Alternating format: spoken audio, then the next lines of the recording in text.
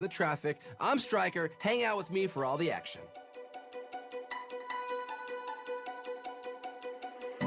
Yeah, we said we let it go, but we settled for the last. Couldn't let you want it though. Who am I to let you down?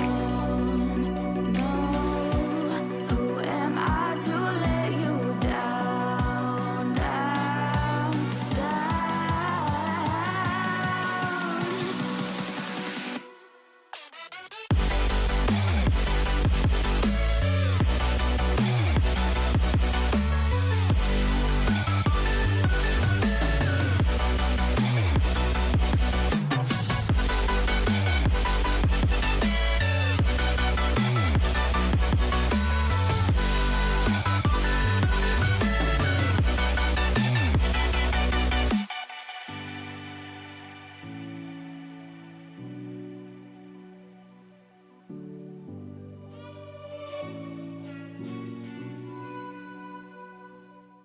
I tell you, it is looking tough out there this weekend. These drivers are fighting tooth and nail. What do you think? They're racing for pink slips? We're having some great matchups, and it's only going to get more competitive as the weekend goes on.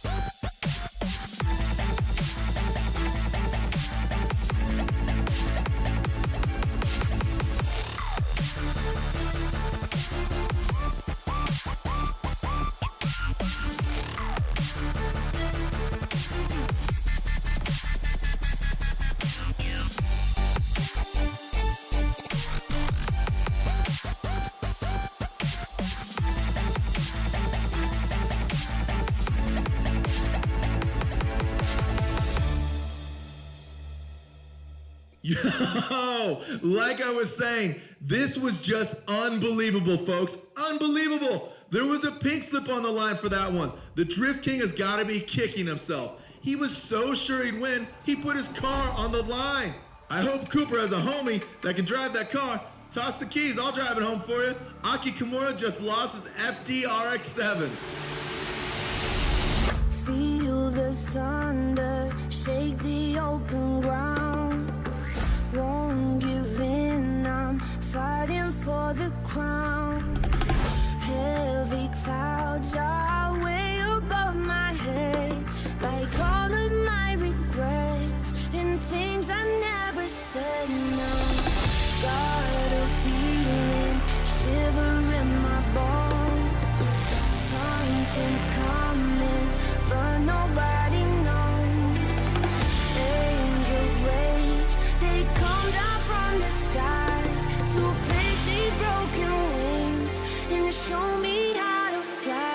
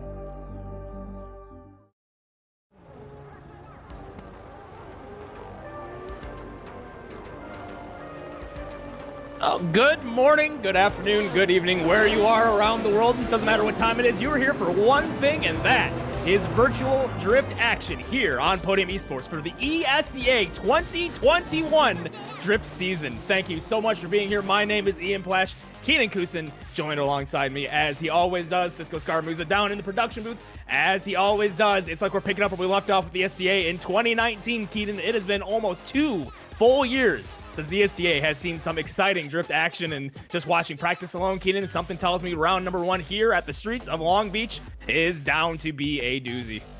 Yeah, you guys in Twitch chat are in for a treat. Again, we have not had a round-based competition in the SDA in quite a long time. Completely new platform, completely new set of rules, completely new cars, completely new drivers, a ton of fresh faces here. And, you know, like Ian said, we were watching a little bit of practice, and the first battle obviously going to be the first versus 32nd. You cannot tell. This is going to be an absolute barn burner. Long Beach always loves to impress. One of the most entertaining rounds on any sort of drift schedule, but you know, it is kind of a widowmaker in terms of you cannot really make mistakes here. You make a mistake, you're in the wall.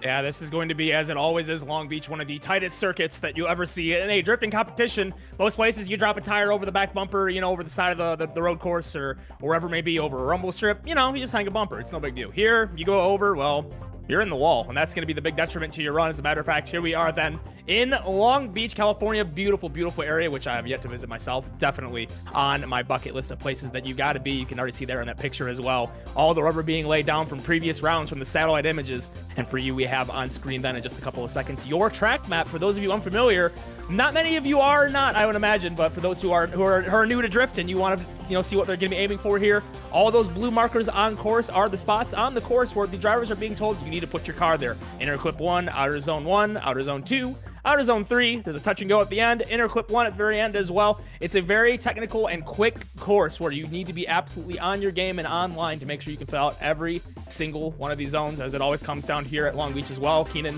one of the big points of contention, that hairpin, the decel zone going into the final inner clip, is always a spot where you see a lot of heavy contact throughout the day. That hairpin, Ian, and as well as turn number 1. In my own practice, I was having some issues. You know, like if you get your entry speed a little bit incorrect, you enter a little bit early, a little bit late, you're a little bit offline in turn 1. This track's very rhythmic, it's very flowy. You make one mistake in one zone, you might as well park your car. It's very hard to recover from those mistakes, and because one corner leads into another corner so fluidly, it's not really easy to go, oh, well, I kind of undershot one. I'll be fine for the power alleys. You know, you mess up 1, you're going to mess up outer zone 1 and 2. You mess up outer zone 1 and 2, that's going to mess up your trajectory for outer zone 3. And it just kind of piles on and piles on. But as you said, going into that final hairpin, that's basically your biggest area where you're able to catch the lead car. And a lot of guys go for broke there. Sometimes it works out, but more often than not, there's a pile of parts laying on Lakeshore Drive. We're actually being told now that the battles are just about set and ready to go here, actually. So you can see on screen, this is your first bracket. It's going to be Jaden Cathcart versus Daryl Diaz. Again, this is our first round. This is a lot of times, for us, this is the first time we've seen a lot of these names, so we do apologize in advance for any of the butchering. We're going to get it corrected up the entire season, as these are going to be the pros you're going to be seeing all season long. Jaden Cathcart versus Daryl Diaz is your first battle. Victor Lacheres and Darren Baker, Zach O'Sullivan, and is that Dawid Lipiak? Again, I'm going to butcher the crap out of these. I do apologize. Darius Ostrika and Luke Viersma as well here in the first group. The first battle already on the line and ready to go, Keenan. Here we go then, 2021 ESDA Drift Action. Ready to go on the streets of Long Beach. I hope you are ready for a very, very exciting 2021. We are as well. This is your first battle. Seed number 1, seed versus 32. Off the line then, Jaden in the lead, Daryl in chase. Initiation for both drivers. Tons of angle for the lead driver. Hits the airclip beautifully, falling off the line a little bit in chase, but still beautiful on the proximity is Daryl. All over the side of the door and all over the limiter is Jaden in the lead as well. This is a very exciting way to kick off 2021 drift action for the Esports Drift Association. I need to stress that this is the first battle of the first round of the top 32. Again, these guys are separated. I mean, qualifying is usually pretty tight when you have 100+ drivers trying to get in. This is just your top 32 who made it past the qualifying stage. Daryl does not look like a number 32 qualifier out there right now. That S chassis, that 240, that 180 is hooked. up, but not take anything away from Jaden. Jaden's looking pretty good in the lead as well. There's reason he's your number 1 qualifier. Yeah, Jaden's lead was really, really saucy, especially on that initiation that you saw on the replay camera. Tons of angle in that lead position. Let's see what Daryl can do in response. What the lead was in Jaden, switching them back around then. And off the line for run number 2. And back into turn number 1. There's the initiation. Not as much angle this time, but still definitely online. And a little bit of separation actually being shown. Jaden hits the wall. That's a massive mistake to start off the cut. Oh no! Your first seater, Jaden Cathcart, may be out already. We have an upset, Keenan. What just happened? I said it in the pre-show. You overshoot turn 1. You run the risk of making that mistake. You cannot make mistakes at Long Beach. Unfortunately for Jaden, I think he was sitting on a little bit of an advantage compared to Daryl. Daryl just kind of made some late transitions. It was really hard to spot, but saw him entered late, and then as soon as that car started to drift wide, I had the hope that maybe he could put some power in it and get it off the wall, but you could even see that through Jaden's language in his car that he knows he made a mistake, and that is going to be Daryl Diaz, your 32nd seed, getting the win. We're starting early. We're, it's just no sort of wait here. And speaking of seeds, speaking of using seeds as a reference, this should be a barn burner as well. Your 16 and 17 qualifier, Darren Baker versus Victor Lacheras, will be up deck next.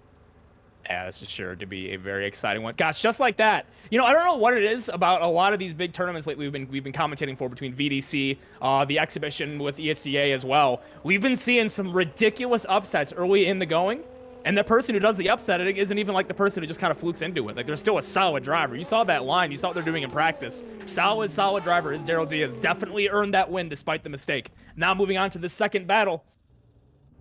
Here we go then. Let's say again, Victor Lacheras versus Darren Baker on the line. Just want to stress that we did not qualify or commentate VDC. It was VDS. I don't want people to be like, "Hey, VDS. wait a minute." Yes. Yeah, it's okay. I make the mistake. I just listen, buddy. We're both held together with tape today, so don't worry about it. Victor in the lead. Darren giving chase in that beautiful R35 GTR. Really good entry from both these guys. Maybe a little bit wide from Darren, but actually gathers it right back up. Good job on both outer zones. Really easy opportunity for proximity right now from Darren in the chase position, and he is not letting that car Victor go. Maybe a little bit of a hiccup from the Escuco driver coming across the line. Okay, guys, relax, chill, breathe. It's okay. One more to go. A small piece of content there to finish out the run. But again, we're going to go through that replay then to see what's going on with that run. It just kind of looks like they were a little bit off step, maybe just a little farther back than he would have liked to have been in chase.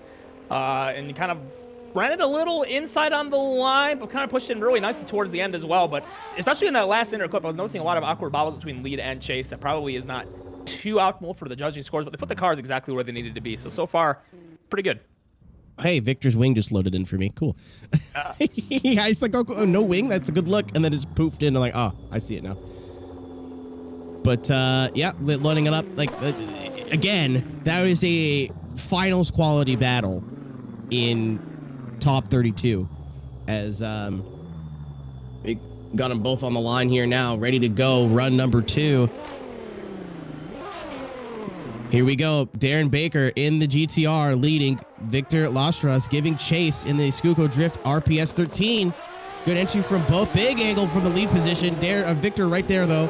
Maybe sacrificing just a little bit to make sure that R35 does not go anywhere. A little bit shallow in the second outer zone, a little bit shallow in the third outer zone, but it's all in the name of proximity right on the door of that R35. He is not letting that lead driver get anywhere, but at what cost? I really did like the style I saw out of Darren in lead position as well. We saw a lot of very consistent and very high angle throughout the entirety of the course in their lead. R35 GTR putting on a show for us. And yeah, you were mentioning it before. Victor and Chase kind of giving up a little bit on the angle on the line to keep it in the door, especially with the power alley. You definitely see the little bit of a straight line to keep it in on the side of them, but still good proximity all in all, just maybe not quite matching the line. Yeah, and I mean, when the battles are going to be this close, I know a lot of people are going to say OMT, but like they're going to be this close all day. So when the battles are going to be like within pins and within like a small finite window of who wins and who loses, yep, and There is the call. Darren Baker in the R35 GTR is going to be getting the win. I got to imagine just over Victor Lapras in that S13. Again, just coming off the zones maybe a little bit too early, especially those outer zones. I mean, Darren kind of made a little bit of a mistake as well in his chase, but it was a little bit more consistent for Victor in his follow. But still super close. Ian, I just saw what car is coming up to the line, and I'm very excited. This is gonna be a doozy. This is gonna be a doozy. We got an old wagon. Come up to the line then. This is going to be Zach O'Sullivan.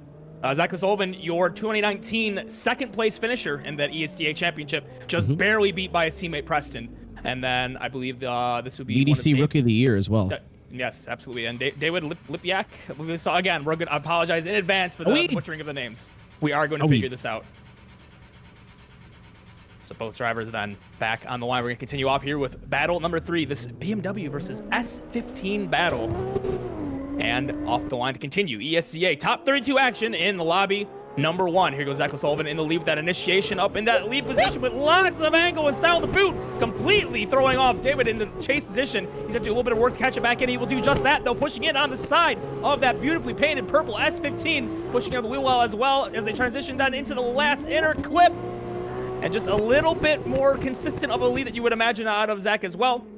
Really solid lead run to the front, and in chase, it seems like it was just kind of on the back foot ever since inside clip number 1. That I don't know what he was trying to go for in first corner, but it looked cool, so I'm about it. I'm absolutely biased. I mean, S chassis are S chassis, but this dude showed up in a wagon. I'm already stoked. But yeah, just like I said earlier in the broadcast, if you don't get the entry you're looking for into turn 1, it's very hard to mentally reset. It's very hard to like adjust your driving, and it looks like he just wasn't getting the flick that he was looking for in that first corner, which has made him have issues for the rest of the run. However, now that he's in the lead position, I would be, I'd keep my eyes on that BMW. We might be seeing something great for this entry here. Yeah, curious to see what's going to happen here then with this chassis, this BMW in lead position. He's going to give it a lot of a feint initiation, flicks it on in, throws it in on the angle as well. A little bit of a foot brake to correct. X13 in chase. Zach O'Sullivan paying a lot of respect to the proximity in chase, keeping it right lockstep on the wheel while tons of angle in the lead position for Lipyak.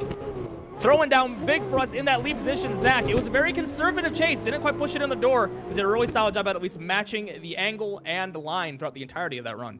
Yeah, I think that you're seeing Zach's ESDA, all of his prowess from previous ESDA rounds, as well as his VDC competition coming into play there. Just not needing to get aggressive. Again, Dawa did not necessarily have a huge mistake, but I would say that Zach absolutely had an advantage. Just being smart, getting close, but not being super close. Smart heads-up driving is what's going to win you rounds, and I can't speak for that for sure, but Zach looking really clean. But BMW in the lead as well. Just if this is the swan song, then I cannot wait to see that car again later on in competition.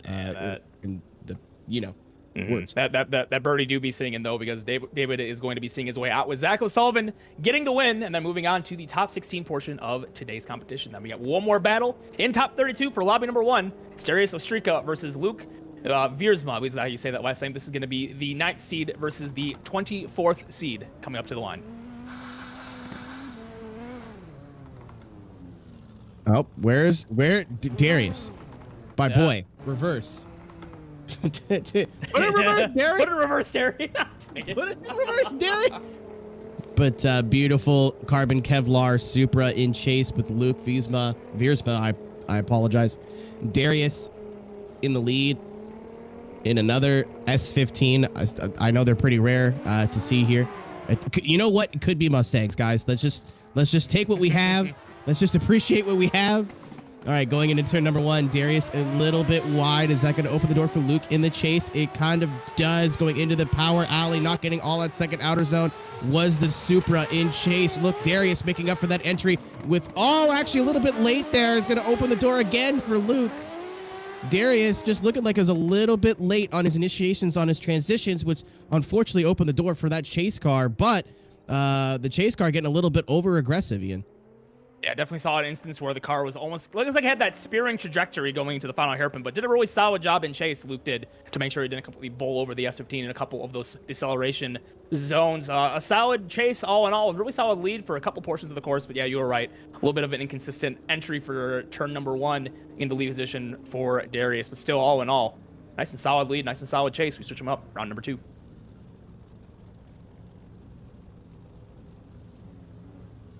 Okay, Darius parked on the line, giving a little bit of room. Again, you can jump the light a little bit with the chase car. We now have a light, by the way, a Christmas tree. We are big boys here at ESDA now. All right, here we go. Luke in the lead. Darius giving chase. Darius in that red S15. Good entry from both, using a little bit of the curbing to be able to try to gain on that Supra. Good angle in the lead position. The proximity has been reached. Darius right in lockstep with Luke on the door of that carbon Kevlar Supra. He is not letting it bit anywhere. Man, there may be dry carbon on that car now, but there's got to be at least a little bit of red paint on that door. A little bit of red, definitely transferred pretty easily there. Solid job in the chase that time for Darius. He basically did everything the Supra did in run number 1, but just a little bit better, threw on a little bit more angle and had the confidence to completely push in on the door and match those tire tracks and really get in on the door. You can see that side-by-side comparison, especially through the parking lot section of this course, where you can really see the proximity differences. You got to believe that's going to pay off in troves in the judging eye. Yeah, but I mean, you're saying that, but the same thing actually happened with the lead runs. Yeah, right. like Darius looked, or I'm sorry, I apologize. Luke looked very, very clean in the lead positions. No late transitions, no sort of hesitations at all. And if I could say, maybe a little bit more angle. So, I mean, there definitely could be a winner here. Like I said, there's a lot of battles are going to come in. If we're going by like 5 points to one, 5 points to the other, a lot of battles are going to be like 5.2 to 4.8 or like 5.1 to 4.9. But this is a great candidate for our first OMT of the day. Yeah, I'm definitely feeling an OMT coming on this one, I think. Don't want to jump the gun too soon, but the judges definitely taking their time to decide on this one. A lot of quick fire decisions so far. And this one definitely being one of the longest deliberated ones so far. Definitely seeing that offset, though, lead for lead, chase for chase. Chase, I would say, is much better on run number 2. Lead, definitely more consistent on run number 2 as well. It's just kind of an offsetting thing where they both have individual mistakes they could have done better on the other half of their run. So still talking this one through are the judges. Still got to figure out what exactly is going on here. But Darius versus Luke, putting down a really solid top 32 battle. Winner of this, again, is going to go up against your second place 2019 finisher in Zach O'Sullivan. So, yeah, we're just going to sit here and wait on what that decision is going to be. And yes, that is indeed going to be the first one more time. Good call, Keenan. One more time has been called, and I think it's pretty straightforward for them. I think what's got to happen this time around, Luke's got to be a little more consistent in chase, maybe try to match the angle a little better. Darius has to be on tempo with their lead as well, and basically just do exactly what you did in run number 2 once again. You put down a perfect battle. I'm pretty proud of myself. My think did a goodly. English. Not every time. Not every time as a commentator do you go, oh, this is gonna be this, or this guy's gonna win, and then you're right. So I'm just gonna hold this. I'm gonna relish it.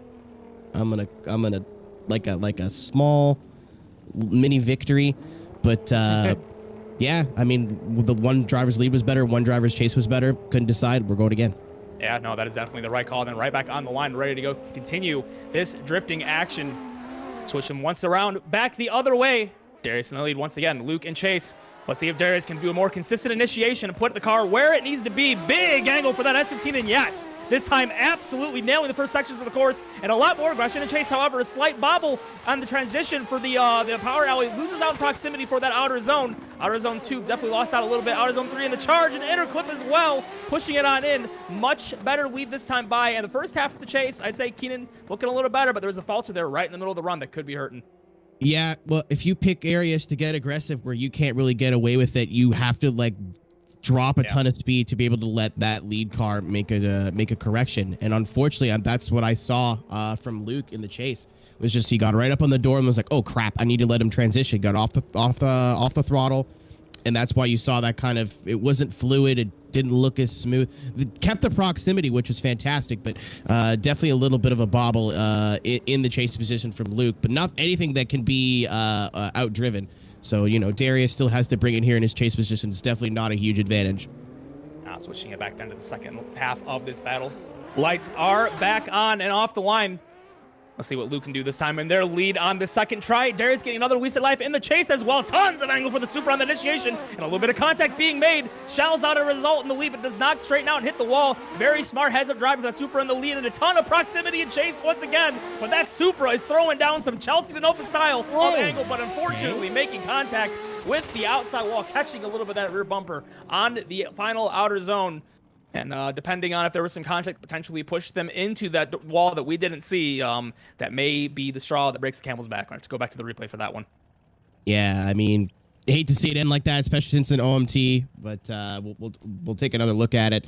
I do imagine that, you know, we have a guy from Australia and a guy from the very European or not North American name. Lag could be a factor here, but I do believe I'm not quite sure what the lag rules are now. It used to be if we have some sort of lag, it's a rerun, but I know that going into Assetto Corsa, that's something that the ESD staff wanted to move away from, and more so, hey, if you're lagging, that's unfortunate, but that's kind of a mechanical failure, if you want to say. So normally we would know what's going to happen in this scenario, but I think we're just going to have to wait it out and see what the judges say. And if there's some sort of OMT, some sort of rerun, we'll know. If there is not, then that is going to be part of the rule change. Yeah, in my eyes, just looking at that second run, I don't see Luke hitting the wall, the back bumper hard enough to say that was what straightened him out. I think he was doing it just fine. It kind of looks like, yeah, maybe a little bit of a lag hit in many regards. You kind of see the front end of the car just jolt forward like something just pushed into the side of the door. So this is a doozy. This is going to be a tough one here. Depends on, this is going to come down to rules, going to come down to if the judges actually think as... Okay, well, we are now getting word that Darius is going to be given the win. Darius Ostrika in that S15, moving on to the next round of competition. Got to imagine then maybe they... Moving up for Need for Speed Carbon. Really proud of the guy. You know, he's doing great. Not drop the Audi R8, but he's looking great. Oh, look, geez. he's doing... Oh, jeez. I'm sorry. I was holding that in the whole time.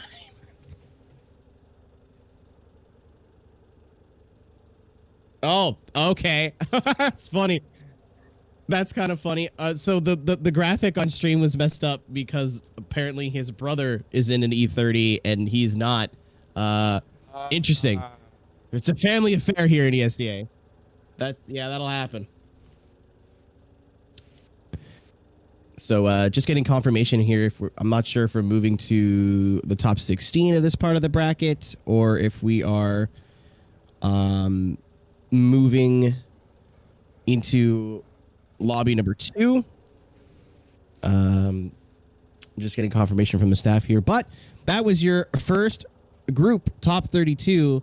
Ian, so far, man, I gotta tell you again, for 32 battles, this is nuts. Like, we've seen like 3 final quality battles, and I mean, we sound kind of like dead, but I mean, we are slightly dead. Man, that is not the fault of the drivers. That is a series of poor decisions that we made as a group. It's not the first time that we've showed up to commentate ESA after a couple of adult beverages. So. Yeah, you know. So we got confirmation, by the way. This is going to be moving on to top 16. This is then going to be Daryl Diaz versus Darren Baker, and I believe then Daryl Diaz should be chasing the first time around. They should be on the right side of the course here. I believe they do not have the correct order based on 32nd seed versus Darren's 17th seed. So just for reference in chat, sorry to cut you off. Just for reference in chat, the way ESDA works is that we do it in groups of 4. We get our one final 4, and then we move to our second group. We get another final 4 driver, get a third group, and so on and so forth. So we're the top 16 of group 1.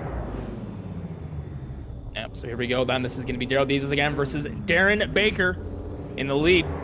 Darren Baker in that R35 threw down a really, really solid lead. Lots of angle available in that Nissan. And then we saw as well Darren's consistency Daryl's consistency not falling victim to Jaden. Jaden is the one that cracked, and that's the first giant upset of the day. 32nd seed versus 17th seed. Initiation, tons of angle in that R35 once again, and pushing straight into the door is Daryl Diaz in that chase position. Gosh, that R35 is putting on a show, but so is the driver in chase, Daryl Diaz. Not being soft on this one, being super aggressive on every single clip.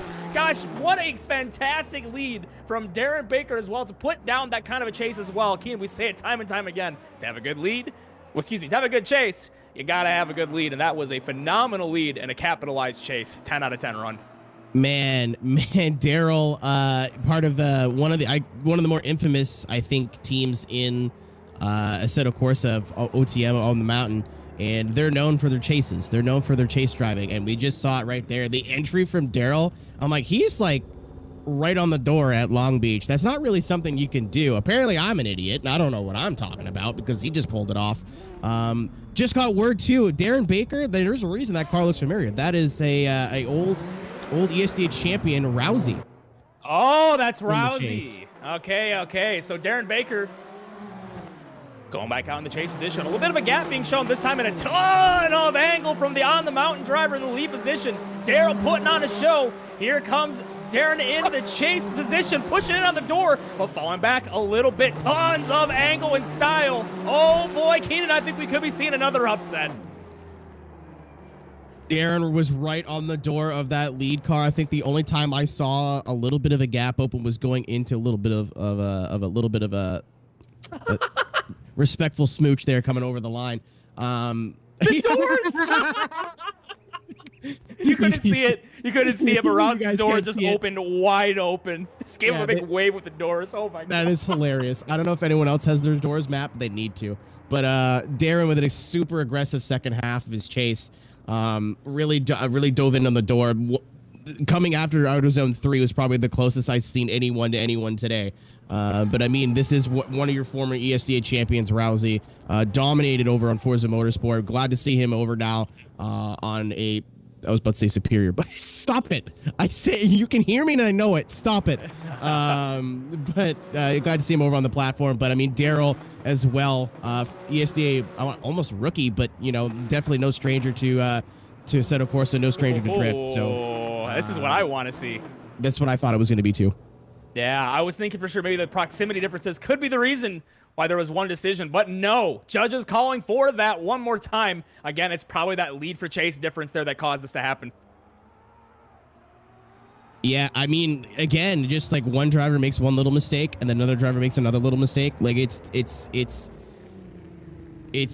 very, very finite, very, very minimal differences that are going to be wins and losses. But because these guys are on X Games mode today, they're on one. So very, very excited. Get to see another OMT top 16 winner. This was your first member. You're grade 8. Darren in the lead. XE Rousey. Shout out to Team Xenon. Daryl giving chase. A little bit more of a gap opening up, but he's slowly going to work up to that door. Very, very fluid transition right across the bumper. Right on the door. That all black R35 getting a little bit of purple paint on it as we move into the last part of the course. Again, right on the rear quarter panel. Started a little bit farther back in, but really pushed in and got aggressive at the end. Oh, yeah, definitely not quite there in turn 1, but the rest of the course was there in kind. I don't have much to say about this. I am just smiling ear to ear. I am loving what I'm seeing. We were watching two drivers who are very, very good at what they are doing, putting down and executing when it matters the most and the pressure is on. Such composure, such seasoned veterancy from all of these drivers here today.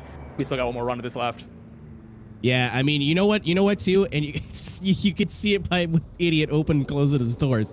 I think these guys are out here having fun, and when you're having fun in competitive drifting, it's when you get to see some great runs. And if that's any sort of sign, we're about to see Rousey pull something out of his hat here. Daryl in the lead in that beautiful RPS 13. Good entry from both. Maybe a little bit early from Daryl, maybe a little bit late from Darren. Not quite sure. Moving into the second outer zone. I hate to say this, but he's got to close the gap a little bit. Way too far back compared to where Daryl's chase was. Tried to go for a dive there. Just, man, it's really awkward saying, oh, they're not close. But they're within like a car length. It's just that kind of day. Yeah, it's just that kind of a day where I think lead for lead and chase for chase, you got to put down your 100% at all times. I feel like because of the consistency and how solid the drivers have been so far today, if it comes down to a run, he does it again. If it comes down to a run where you decide to play a little bit conservative, a little safe, you don't necessarily have run in your back pocket and your knowledge bank, It could bite, and it does bite. Ladies and gentlemen, Daryl Diaz, representing On the Mountain, takes down Rousey, and we'll be moving on into your grade 8. What a phenomenal battle, Keenan. Yeah, On the Mountain, trying to be on top of the mountain right now. Your top 32 seed moving his way into the grade 8. One more battle, and he'll be in the final 4. But we are not done with top 16 battles yet in this first group. We still have Zach O'Sullivan going up against Darius Ostrika. Darius, again, in that this is going to be an all-S chassis, all-S15 battle. Darius in the chase, in the red car, and Zach will be in the lead in the purple car when he decides he's good and ready to pull up to the line. Still waiting then for Zach O'Sullivan to make his way up to the starting line. Zach O'Sullivan, please make your way to the start-finish line. I'm looking at the camera.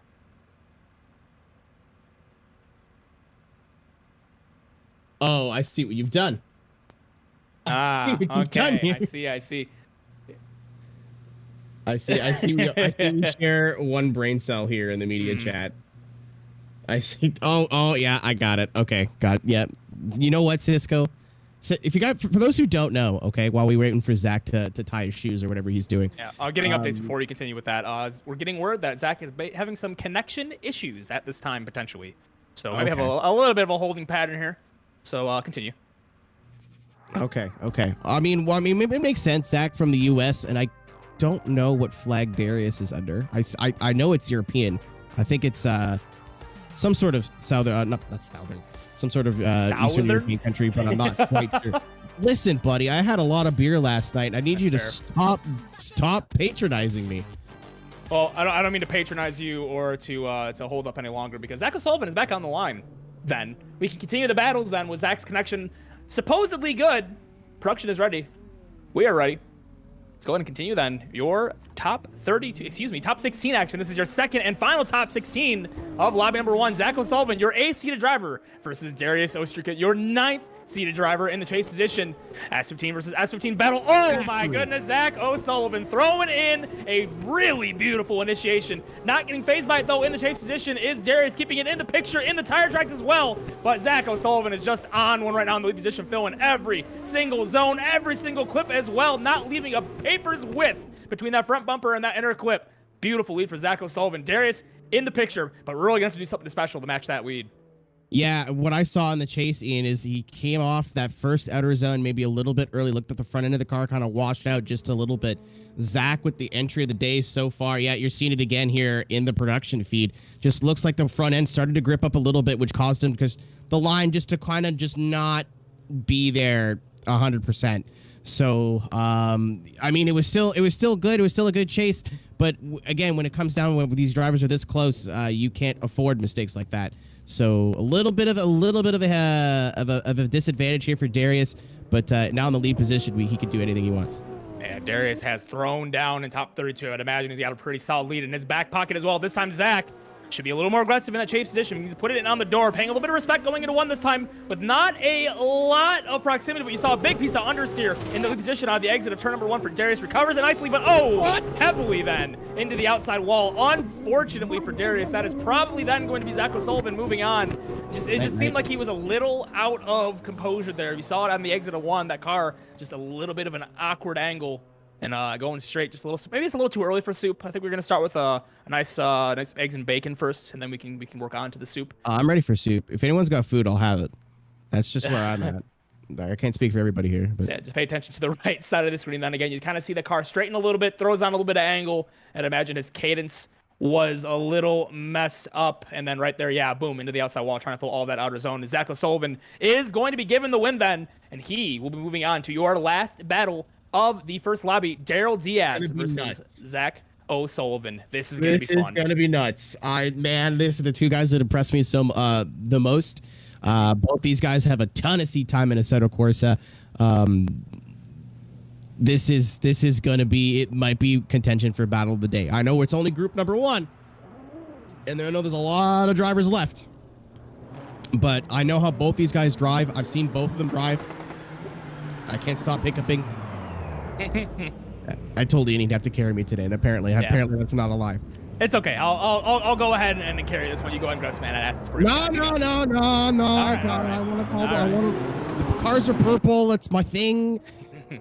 All right, Zach in the lead in the S15. Daryl giving chase. Winner moves into the final four. Daryl, a very aggressive entry, but Zach not playing around either. Big angle, big flick from that S15 up in the lead position, going into outer zone number 2. Moving out now to outer zone 3, and maybe a little bit of a slowdown. A little bit of a charge of the chase. Slight contact, I believe.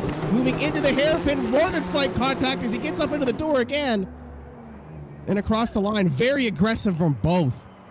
It's a shame that Cisco doesn't have replays on the driver cameras. I'm sitting here in chase for the chase driver, the chase camera, and every time they would transition, I've been swinging left to right in my chair, just really feeling all these transitions in chase. Really exciting to see. But yeah, there was a little bit of an offline going through the parking lot section in the chase, where you kind of see the car falling back out of the tire tracks a little bit, not quite able to match exactly the tire tracks of Zach, and the lead was Daryl, but still keeping it in on the door with a very, very aggressive initiation as well in the chase position.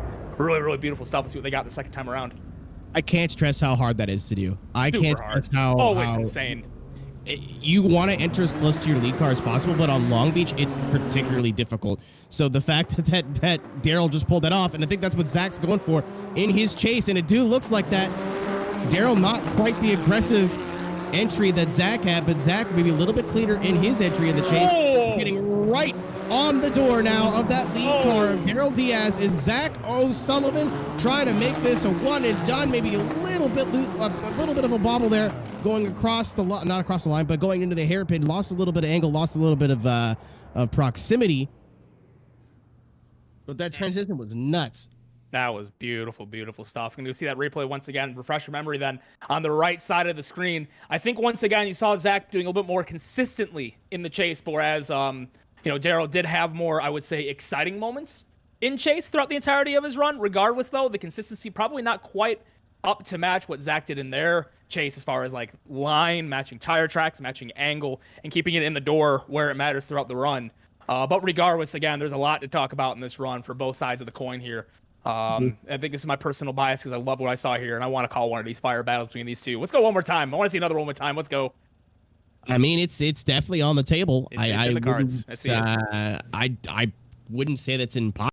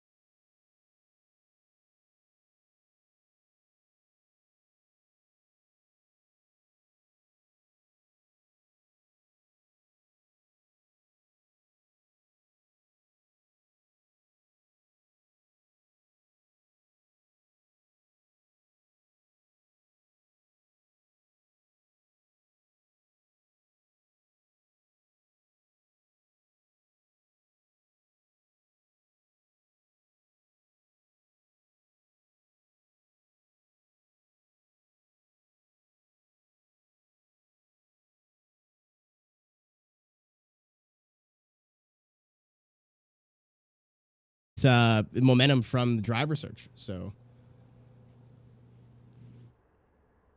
All right, getting word that one of these two drivers is unable to hear. Okay, there we go. Now we're set and ready to go then. Continuing then, off the line, S15 in the lead, BMW in chase. Here comes the initiation. Big flick and a little bit of a latency issue, noticing the lead driver. A little bit of inconsistent connection. A couple of bubbles making it really hard to chase. I'm sure Anton's probably going to want to say something, but that's not going to help your point there. If you kind of just drive it into the outside wall by yourself. Unfortunate mistake for Anton. In the chase position, rough going and hard into that outside wall. That's not the way you want to fire up your top 32. If I was Anton, I'd park the car, and if that lag was some sort of issue to me at all, I would say something right now. I mean, I've been at the point where I've been driving in chase and there's a car lagging in the lead, and it throws off my whole chase. I know it didn't look like that mistake led to Anton's mistake. But he could have been thrown off from the first second they got behind him. So hopefully he can clean it up here in the second half of the run. Because, you know, Austin, one of our search drivers, we know he can throw down, especially with chasing. We saw it at Yas Marina. So, and now he's in his own car. He's in his own element. So we'll see what these guys are just having fun on the line. I think we're just drag racing instead. Drifting silly. Let's just go straight and go reverse. Let's just warm those rears up. Just gotta keep trying. You know, if you can't get it the first time, you get it the second time. You can't get it the second time, you get it the third time, so on and so forth. Let's try it again, though. Back on line, continue.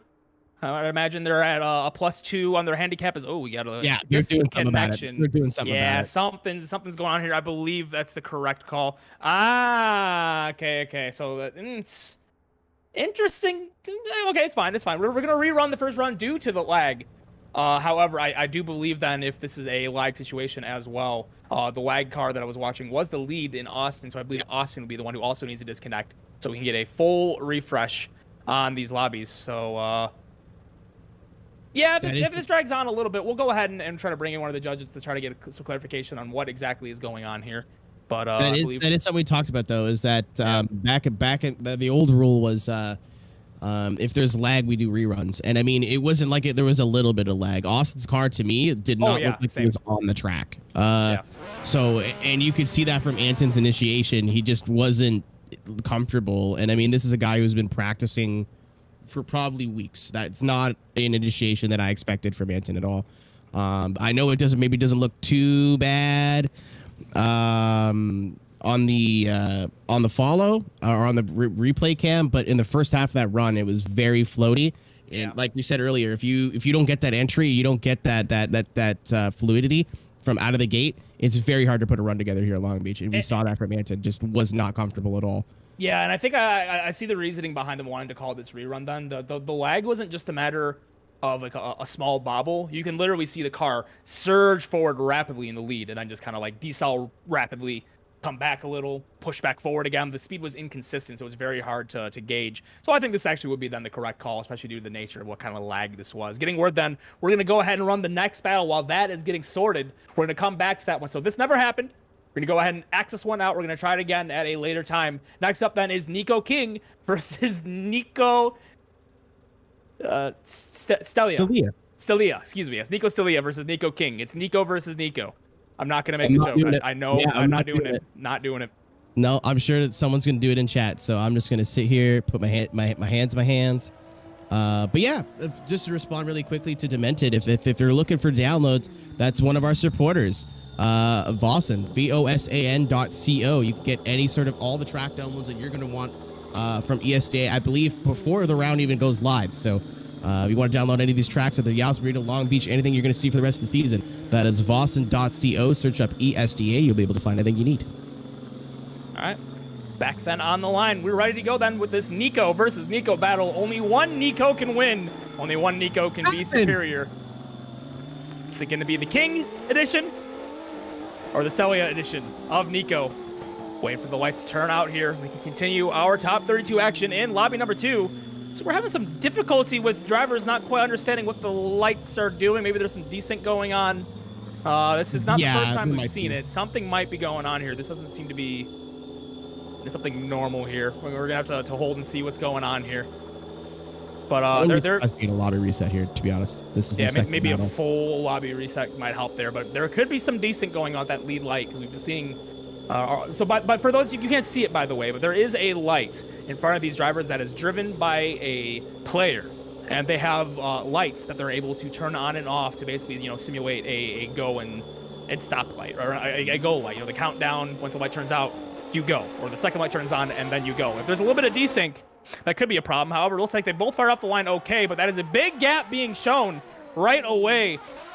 Cielo was not able to get off the line well, and Nico in the lead. Nico King starting to check out. Looks like a little bit of a closing in proximity to the center portion of the course, but that is just leaving a lot to be desired. Pretty wide in the last inner clip is King in the lead. But all in all, just not quite there in chase for almost all of that run. Just really did not get off the line. Yeah, I think just an unfortunate mistake from Stelia. In ESTA, there is a restart rule. If you do not feel like you got the best jump, you feel like the lead car maybe went a little bit early, just stop. There is a line on track. They do discuss it in the driver's meeting. Nobody wants to be that guy, but I mean, in my opinion there, Nico Stelia lost or had a disadvantage before they even got to the first corner. Yeah, so we definitely just had to hit the binders, just stop it, use that reset rule to their advantage. We just could not get the rear tires to ever grip up, could never get that bite off the line. Just unfortunately a little caught out. Let's see what they can do then in the lead position. Maybe they can try to put down something nice here to offset what just happened. There we go then, back into turn number 1. There's a lot of angle in that lead driver. Chase, not quite there in the picture, but matching the tire tracks, beautifully transitioning a little farther back, paying respects to that gap, not getting too aggressive, so right here through the parking lot, pushes it on the door, but does not make any, as I say, that heavy contact into the side of the lead driver and a complete straighten out in the chase position. Keenan, did you just get a second reset light there? 1 second. I look away for 1 second. Someone posted a novel in the Twitch chat. I'm like, I think I know where this is going. I'll take a little look.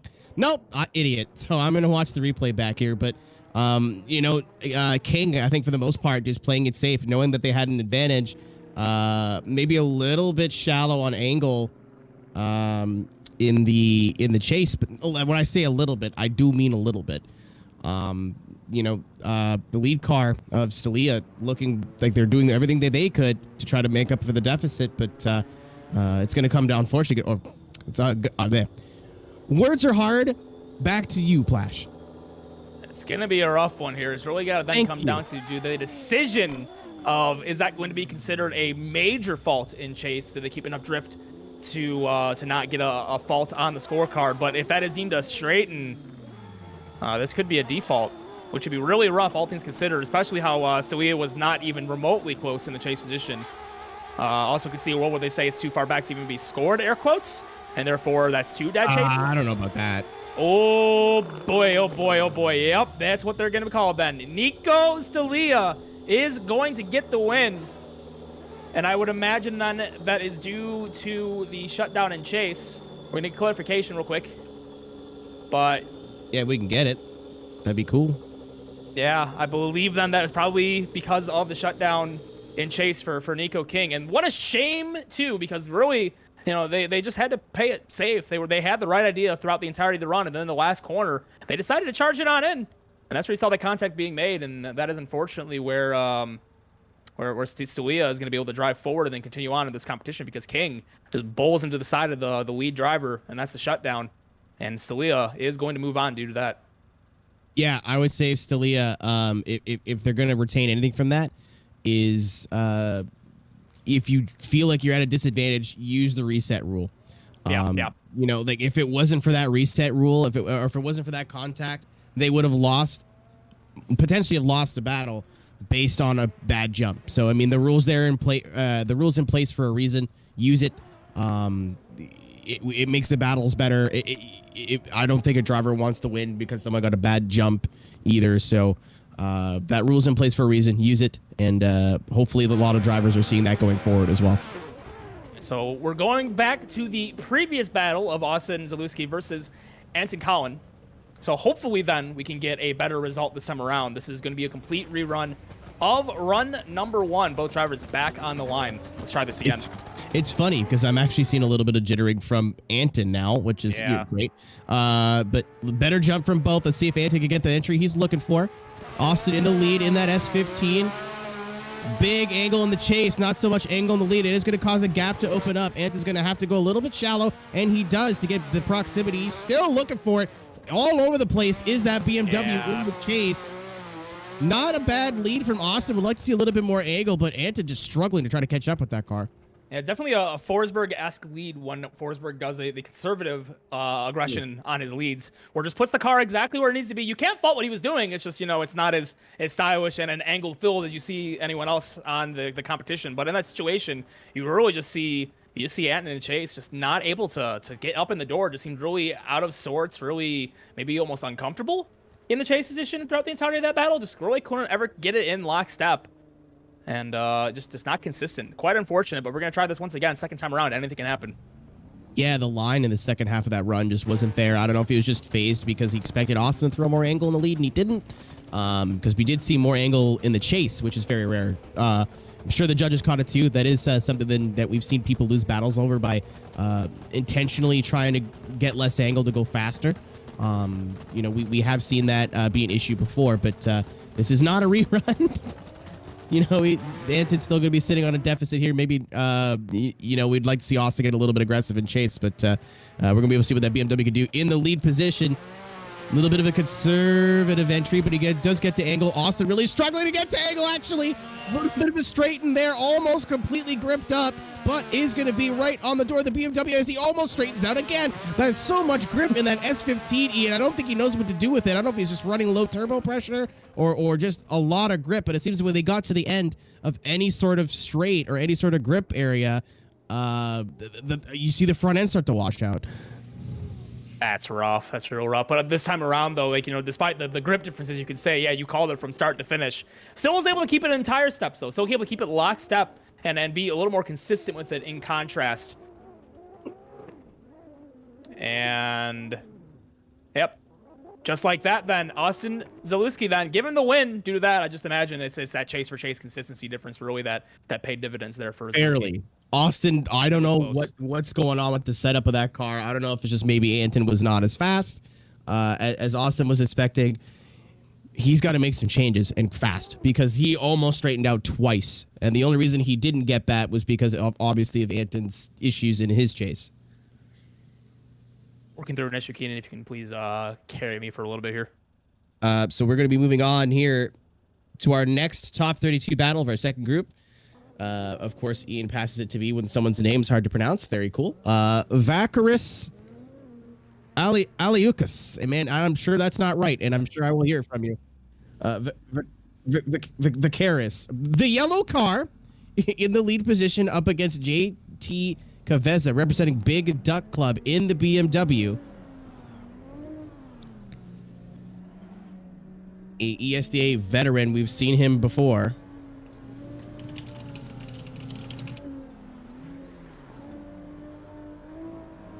As we get both cars on the line here, ready to go. Again, this is your 3 of 4. This is your 3 of 4 battle here, Group 2, top 32. Once we are finished with these top 32 battles, we'll move on into the top 16 of Group 2. But for now, still have to get through this battle. S15 in the lead, BMW in the chase, JT going actually very wide in turn number 1. That is going to cause a gap to open up. Can he make it up in the small part of the course that we have here? Good angle, maybe a little bit of a bobble and lead, but JT just a non-factor in chase right now as he does get there at the end, but just kind of went a little bit wide. We said it in the top of the broadcast. Went a little bit wide in the first corner, and he almost missed all the hash marks here. As we take a look at the replay, just did not get any of that first apex, which caused a huge gap to open up.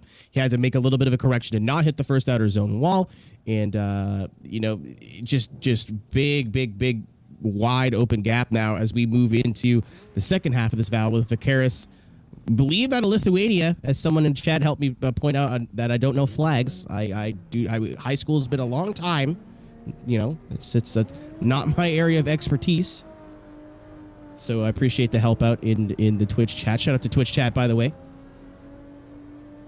Yeah, it's almost like they registered with the wrong car and then change it last minute. It's almost like it's not our fault.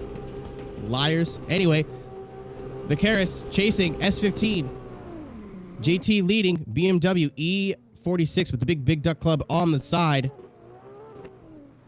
Oh, a little bit of a timid entry from JT, but Vicaris read it. Very, very open, very ready to go. Little bit of a wavery transition, but again, he's got to know he's... Oh, JT over-angling! JT over-angling! JT's in the wall! JT is in the wall. That is an incomplete from your lead car. Vicaris, unfortunately for JT, could be bowing out in the 32. Just did not look comfortable at all in the lead or in the chase, and we are seeing the results of that. Vicaris got to be getting a win.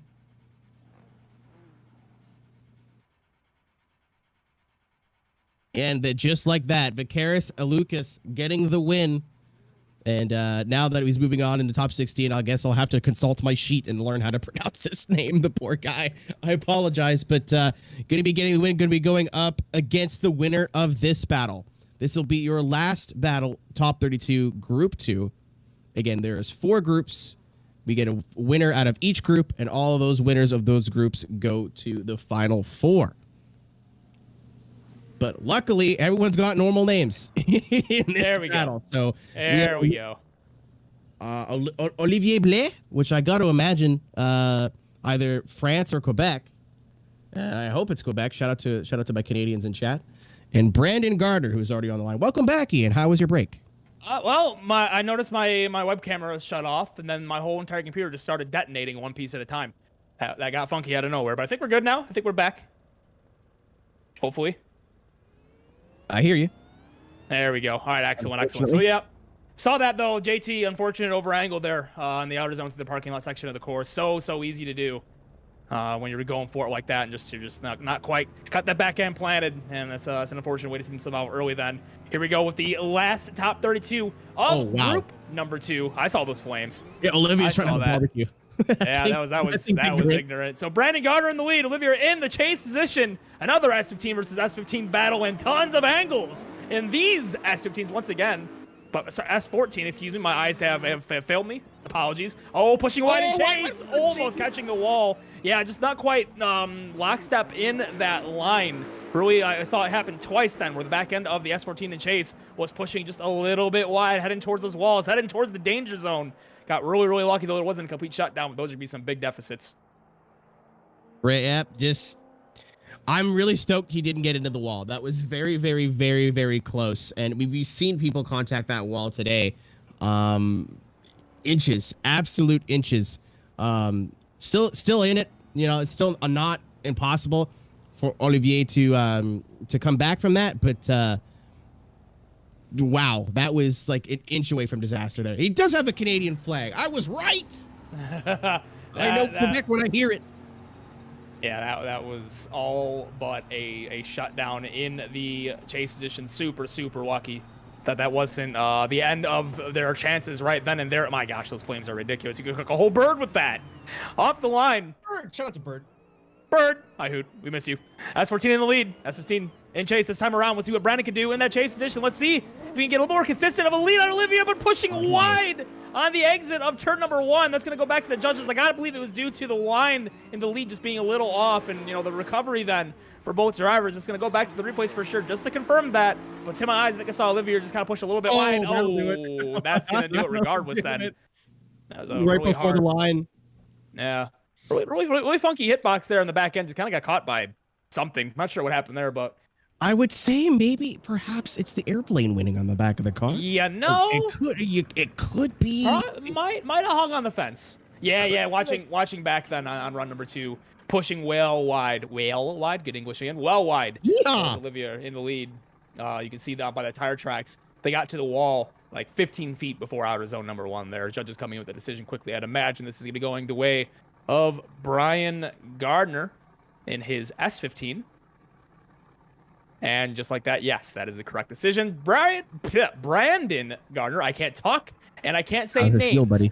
Brandon Gardner is going to be getting the win. Hey, one of us is currently feeling kind of blah. One of us has been awake since It's a great combination.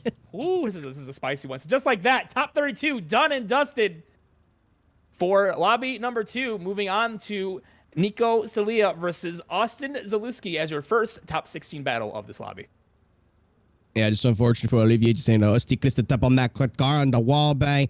Man, I don't get to whip up my Quebecer too often, so I hope Olivier Croix, we get to see him a lot more. So apparently, I saw this in chat, but I didn't believe it because chat likes to say things that aren't true, but I'm seeing it from our staff. Apparently, allegedly, Nico Celia is 8 goddamn years old. This isn't Fortnite, sir. Are you lost? That's really, yeah. Allegedly, I do remember seeing a video of somebody of that age drifting, and I believe it was in a Skuko video as well.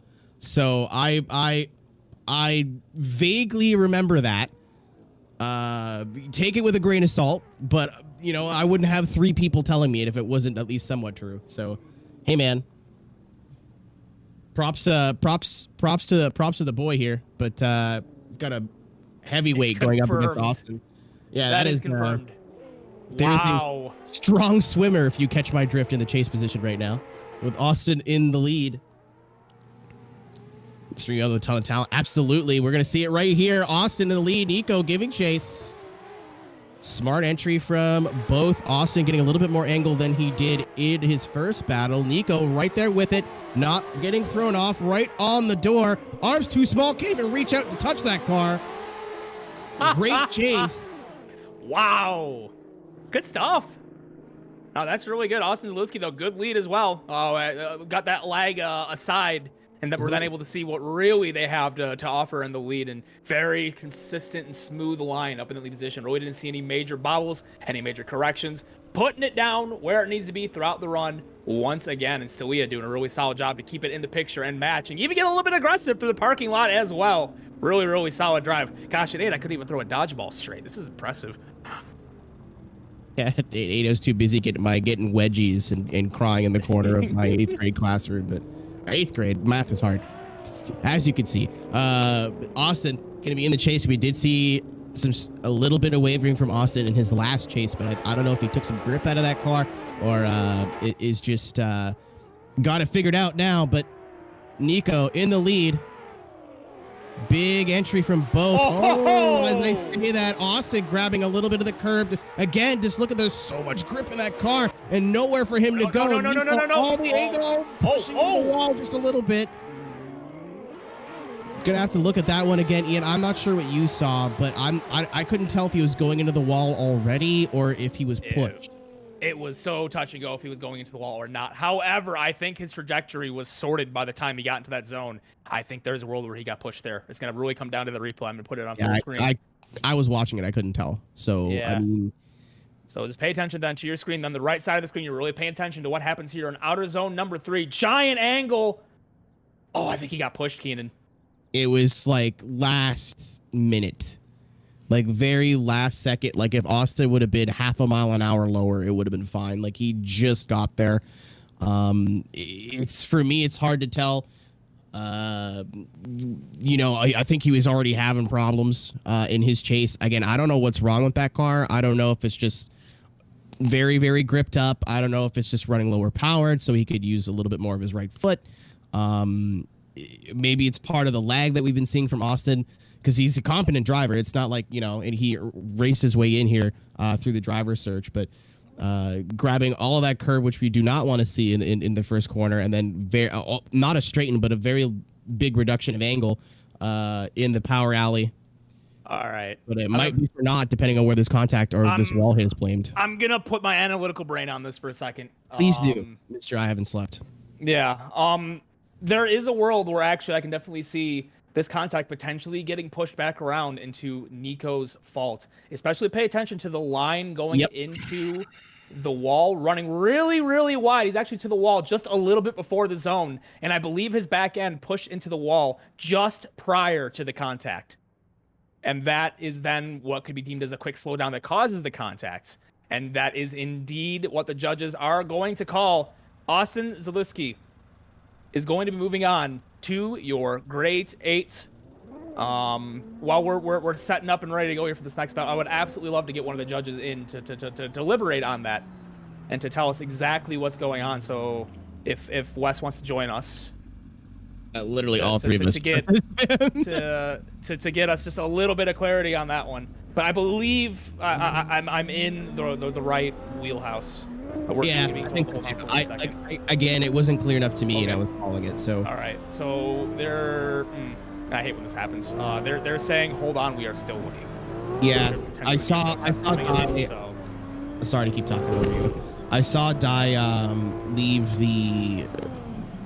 the session, which normally means they are going to take a look at the replay with whatever cameras they have available, so they can move the camera around and see what they need to see. So we did see we did receive that Zaleski won, but I think they may have told us that a little bit too soon. Yeah.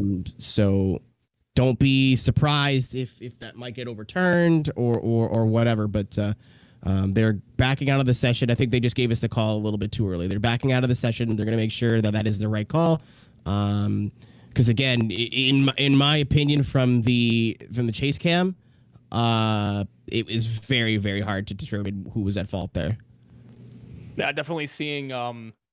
You can really tell just based on like how the car has been running all day long into outer zone number 3. The line that they typically will take into there doesn't quite go all the way out to that red line you see running along the side. They're usually tucked in a little more, and then they pull out later. It's a very stylish line. If you can pull it off, it's really cool. But the problem here is that we believe his back end may have hit the wall just a little prior to the zone. Therefore, that does say yes, he was offline. He was a little wide.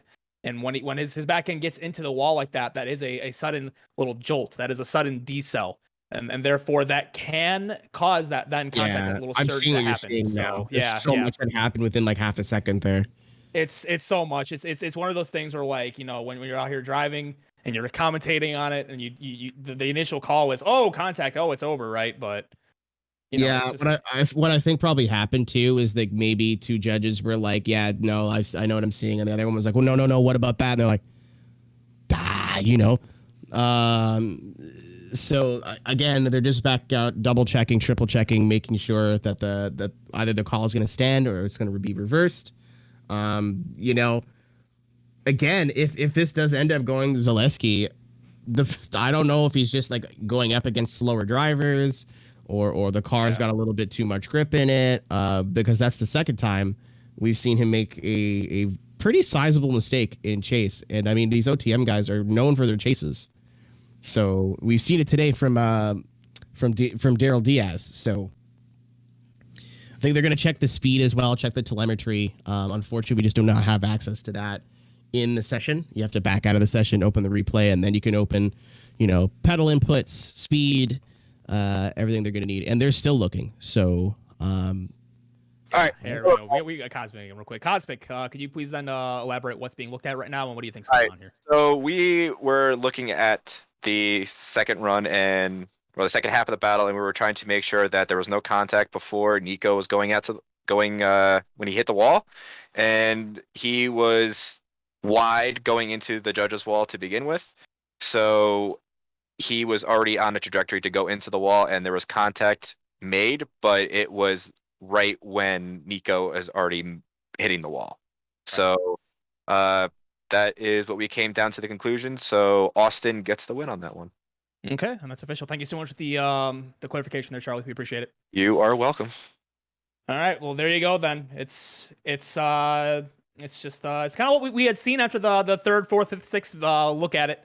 But the judges definitely taking their time to make sure they get it right, which props to them. You know, it does suck to have a delay every now and then, but you know, in something so close like that, you got to make sure it's the right call. You don't want to. I'd rather sit here for 10 minutes and now they have a call that's made in confidence versus something that's shotgun that they're not sure about. They go, it's probably right. So here we go here. Brandon Gardner in the chase up against Vakaris Alukas from Lithuania in the yellow S15. All S15 battle. Surprise! Here we go. Vakaris in the lead in that all yellow S15. Brandon giving chase in the black and purple S15. Good entry for both. Big angle. Some of the most angle we've seen in that first quarter today. Nice and fluid transitions for both. Getting up onto the door of the lead car is Brandon Gardner in the chase. Or maybe not getting all the angle they were looking for. Kind of a wacky transition into the hairpin. Going back on Lakeshore Boulevard. Is it Lakeshore Boulevard or is that Toronto? I'm confused. Anyway, to you, Ian. What'd you see? While I see what's going on in the replay, you should probably see to a Google map, my friend. I'm doing that right now. Yeah, that's great. So yeah, all in all, I was having some issues with the course, honestly. Some kind of trouble with my own feet here. This is basically my first time looking at the run while I'm looking at the replay. It's been a rough day so far, but you know, all in all, there's a little bit of a cadence issue here on the second half of the run. I'm noticing the chase driver didn't quite match the lead into the final corner, but throughout the entirety of the run, it was still pretty darn solid. Really in the wheel well, in the tire tracks. Beautiful stuff to see.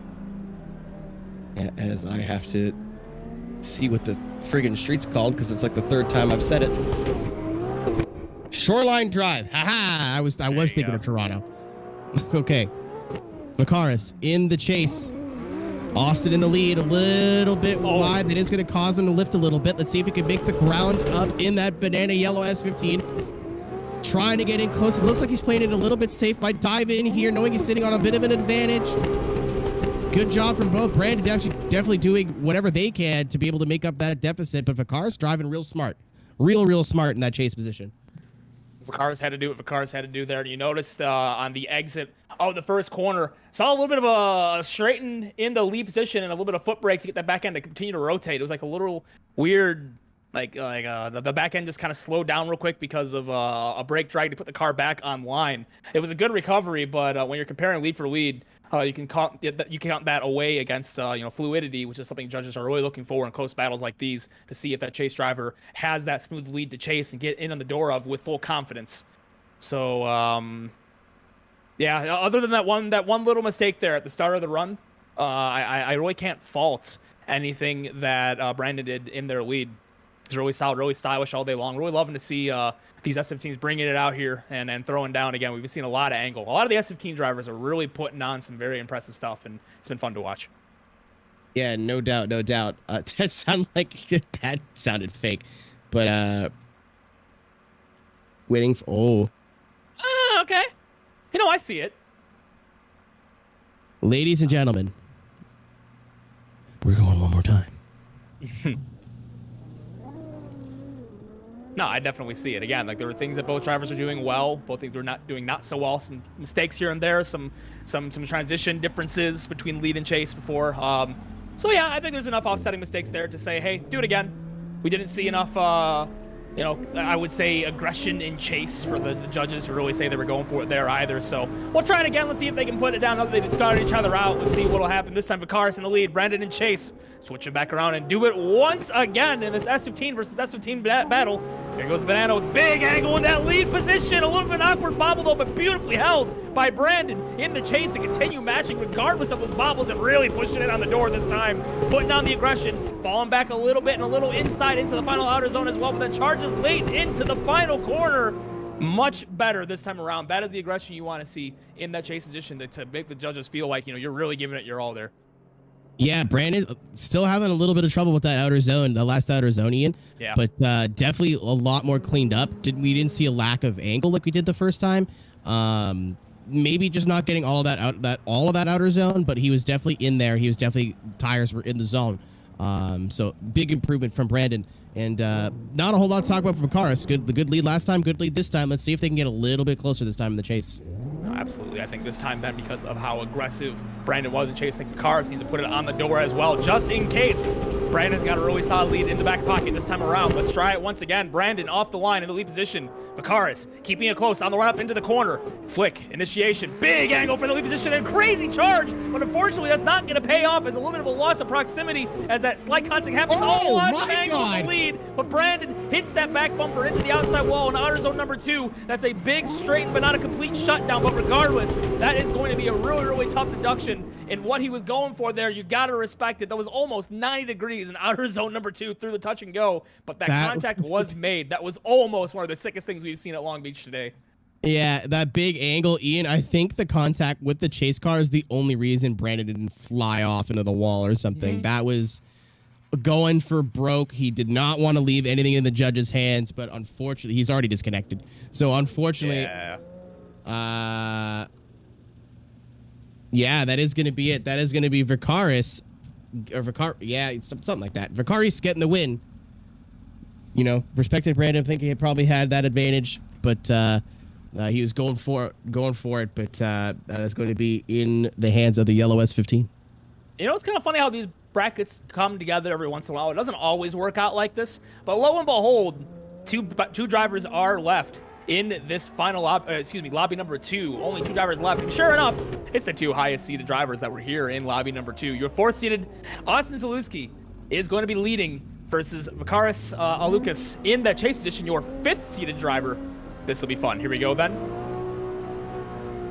Both drivers on the line. Let's try it once again. Another S15 versus S15 batter. Zalewski gonna be leading the first time around and off the line. Here we go then. Who's got what it takes to push on and advance into the final 4? Initiation up in the lead position. Getting in on the door and really matching the tire tracks beautifully is Vicaris in the chase position. Kind of falling back a little bit through the power arrow. He charges back in when they get back to the parking lot. Into every single outer zone is Zalewski doing what they've been doing all day long and just being consistent and putting the car where it needs to be. And Vicaris getting super aggressive in that chase position. Solid drive in the chase for Vicaris, and Austin doing Austin things, just putting the car where it needs to be. He's been probably one of the most consistent drivers today, hitting all the zones, paying off once again. Mirror on the wall. Who's the best S15 of all? Vicaris was. That is probably like. Maybe I'm just talking out of my hat here, but in terms of mimicking lead car, they looked identical. Transition at almost the same time.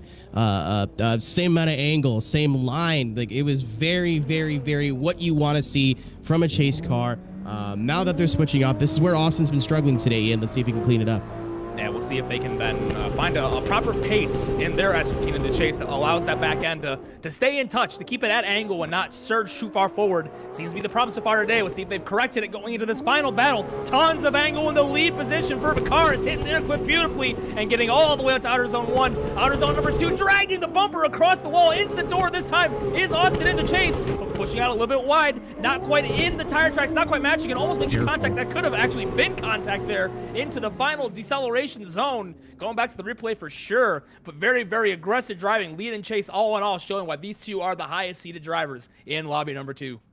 Yeah, maybe a little bit from Austin, just a little bit of a lazy transition, but because he was so close, it was right across the bumper. Just didn't have the flick, didn't have the momentum that, again, Austin's been struggling with his angle and his chase all day today. Vicaris, again, just a very smooth, solid lead. Where we need to see Vicaris pick up was in the chase. And we saw Vicaris turn it up to 11 in the chase, trying to scrape, claw, scratch their way into that final 4 to be able to go up against Zach O'Sullivan. I'm not sure which way this is going to go because Austin was still right there in the chase, proximity-wise. Just a little, it wasn't as bad as it's been all day, but just a little bit from what I saw, just a little bit of taking the angle of the car a little bit early. It's coming from the initiation, I think. You can see the car squat down. You can see the front end kind of come up a little bit. It's like they're initiating just a hair too early. Vicaris is really doing their best to make sure all of our outer zones are sponsored by Best Buy with how much yellow paint they're putting down. Or Urta, is that, I don't know if that's the team or if it's some sort of sponsorship. Hey, if this dude makes Final Four, if anyone's out there with a wallet, points aggressively. Well, us first, but then after us, them. You know, Daddy wants some lunch, baby, hungry. So, still waiting a call here. Not surprised that we're gonna be sitting here waiting for a little bit. I do think this. I'm not sure if this is gonna be an OMT call. Oh, I got the full roster now. Let's go. I can know how to pronounce people's names. No more idiot sounding for me. Well, I mean, you know, more so than normal, but more so than normal, yeah. Yeah. Ooh, we do have a winner. Yep. Vicaris is going to be getting the win. He takes down Austin Zalewski, and he will be advancing to go up against Zach O'Sullivan in the Final Four. Good stuff. Yeah, I mean, it's just, again, it wasn't as bad as it was. but just a little minor hesitation from Austin in the chase. Just looked like they just didn't quite get the flashy transition that we're looking for. And unfortunately, he was able to make it this far, but unfortunately, that is the end of his run. And just like that, that is the end of lobby number 2. Vakaris Alukas is going to be advancing. Wow, that was the worst so far. Vakaris Alukas is going to moving on and advancing to then face Zach O'Sullivan. And that's one side of the bracket done. Next up in lobby number 3. I'm going to leave a lot of these to you, Keenan. I don't want to be the one who butchers these as terribly as I'm about to. Oh, here. God. Thank you very much. So we got Gregory, Sakaria, Lucas, Shea McCullough, Duda, Ahmed. We're going to the European server, baby. That's all you really need to know. And Patrick. Yeah, we're heading to the European server here. I believe we're going to go ahead and then take this opportunity to step aside, pay some bills, take a small little break on the vocal cords. And just like that, we're halfway through ESCA competition. Round number 1 has been fire so far. You are not going to want to miss the second half of Long Beach today. Don't you go anywhere in just a couple of short minutes. We'll be back for more exciting virtual drift action.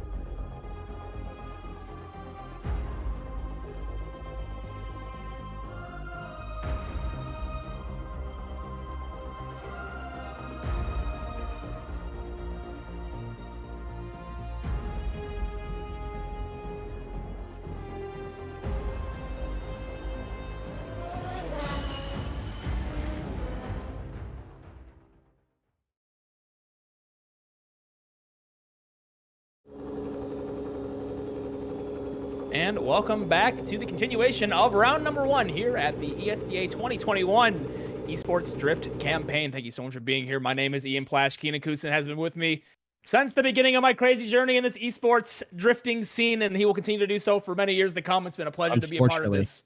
Unfortunately. Oh, come on. We are stuck at the hip. Man, there's a better where I could be right now. That's all I'm saying. Yeah. My head still hurts. So yeah, But, go ahead. All you. So it's just we're so good, but we talk over each other. Yeah, but once again, we are at Long Beach, just south of Los Angeles, California, right on the ocean, ladies and gentlemen, right on the harbor front here on the Long Beach Grand Prix track. The last couple of quarters before leading on to, I forgot the name of the street already. Shoreline Drive, right next to the convention center, as you can see from our overhead map there. You can even see the tire marks from the drift section as we go into our course layout here one more time. There's the 2 decel zones, and that's where we've been seeing issues all day. Those outer zones, once again, very, very tricky. Those are not zones with some grass behind it, maybe some curbing. It's a wall. This is a very committee full effort track, and Ian, that's what we've been seeing all day today so far. Definitely, it's that touch and go in the decel zone at the very end of the line. That seems to be the tough part. Seeing on screen, then, your next lobby of drivers right there. These next 8 are going to be doing battle to get a Final 4 slot, and your first battle is on the line. Mohamed versus Grigory. They are almost set and ready to go. As soon as we give them the command to send it off, we're going to do just that. Your number 2 seed versus your number 31 seed. This is going to be a fun one. Oh, I love the back end of Mohamed's car. Gorgeous. That's a gorgeous car. All right, so here we go then. Grigory off the line. Continuing here with the first battle of your 3rd lobby here on ESCA's first round. Oh, pushing wide in the lead, unfortunately, but still recovering nice, but that is going to be a loss of proximity as a result. Can't imagine that's going to be faulted to the chase driver at all. Seen a couple of bobbles here and there as well, just not seeming to be in sort of lead position. That's a really, really rough mistake to making right off the bat. Just really missing that inner clip, and oh, that's rough. That is really, really rough. Yeah, I mean, there's more than one instance there that we saw Mohamed just not able to go. Like, it looked like either the lead car was checking up or like losing speed, especially coming into the wall. Looked like maybe perhaps I'm just extrapolating here, but maybe that Grigory just was like, oh no, I'm going into the wall, and then cut some speed, because you really saw, if you look going into outer zone 3, that S15 just drops a ton of speed and it leaves nowhere for the GTR to go. It is Grigory, by the way. There is an I, not an L, just so we're not getting confused. Nah, I like mine better. So, drivers back then on the line. That's a really tough break then for your number 2 seed. It seems to be a curse to be the first couple of seeds so far in a lot of these that we've been calling recently. But it's not over yet. Still plenty of battle left to go. We still got a whole another set of clips to run off the line. Mohamed get the chance to 3. Grigory in chase. Firing off into turn number 1. Big angle in the lead. Lots of style and tons of rev limiter as well through the power alley. That is a very, very saucy line to be running. In lockstep in chase, though, is Grigory pushing in, making a little bit of contact, but does not end up shutting down the lead driver. Oh, another charge into the final inner clip. Just really having a hard time keeping that S15 behind the lead driver. Lots of contact being made. Keenan, judges, we have a lot to say about this one. Yeah, this is, for the left side of the bracket, Ian, we kind of had a, I don't want to say like a lot to talk about, but a lot of the battles are fairly straightforward. This is like the first battle I think we've seen where there is, okay, or maybe I'm just a moron, because we do have a winner. Mohamed Zakaria is going to be getting the win in that gorgeous R32 GTR. Don't be fooled by the front end. Unfortunately, Grigory just having some issues. Yeah, you said you were gonna have problems with the one trying to gargle my tonsils. Like, it's just not going well. But no disrespect, I apologize, but just not looking as comfortable as some of the drivers we've seen today. So moving on, so I'm having a hard time locating. There they are, right there. McCullough's connection into the server. Now, is that Shea or Shia? How do I say that first name properly? Let me consult the list. I have a list now. So when we got drivers to sign up, right? we also got them to send us the pronunciations of their names, so this wouldn't happen. But what a lot of people did was just type their name again. That doesn't really help, at all. No. So, if you mispronounce your name, I will absolutely love to go back and cross-reference it with the sheet and tell you that you didn't fill it in right. So, I think it's Shay. I believe it's Shay because I think it's Irish. Yeah. That is our one. So that would be Shay. I think it's Irish. I'm not very Irish, but I have a little bit of Irish in me, so I think that's how that's pronounced. So that is going to be Lucas in the lead and Shay in the chase. This is going to be your 15 seed versus 18th seed. Off the line, S14 versus S15 battle. Lots of rounds in the lead position. That engine is screaming off into turn number 1 and doing so through inner clip number 1 as well. Matching in lockstep in chase. Beautifully, might I add as well, is Shay.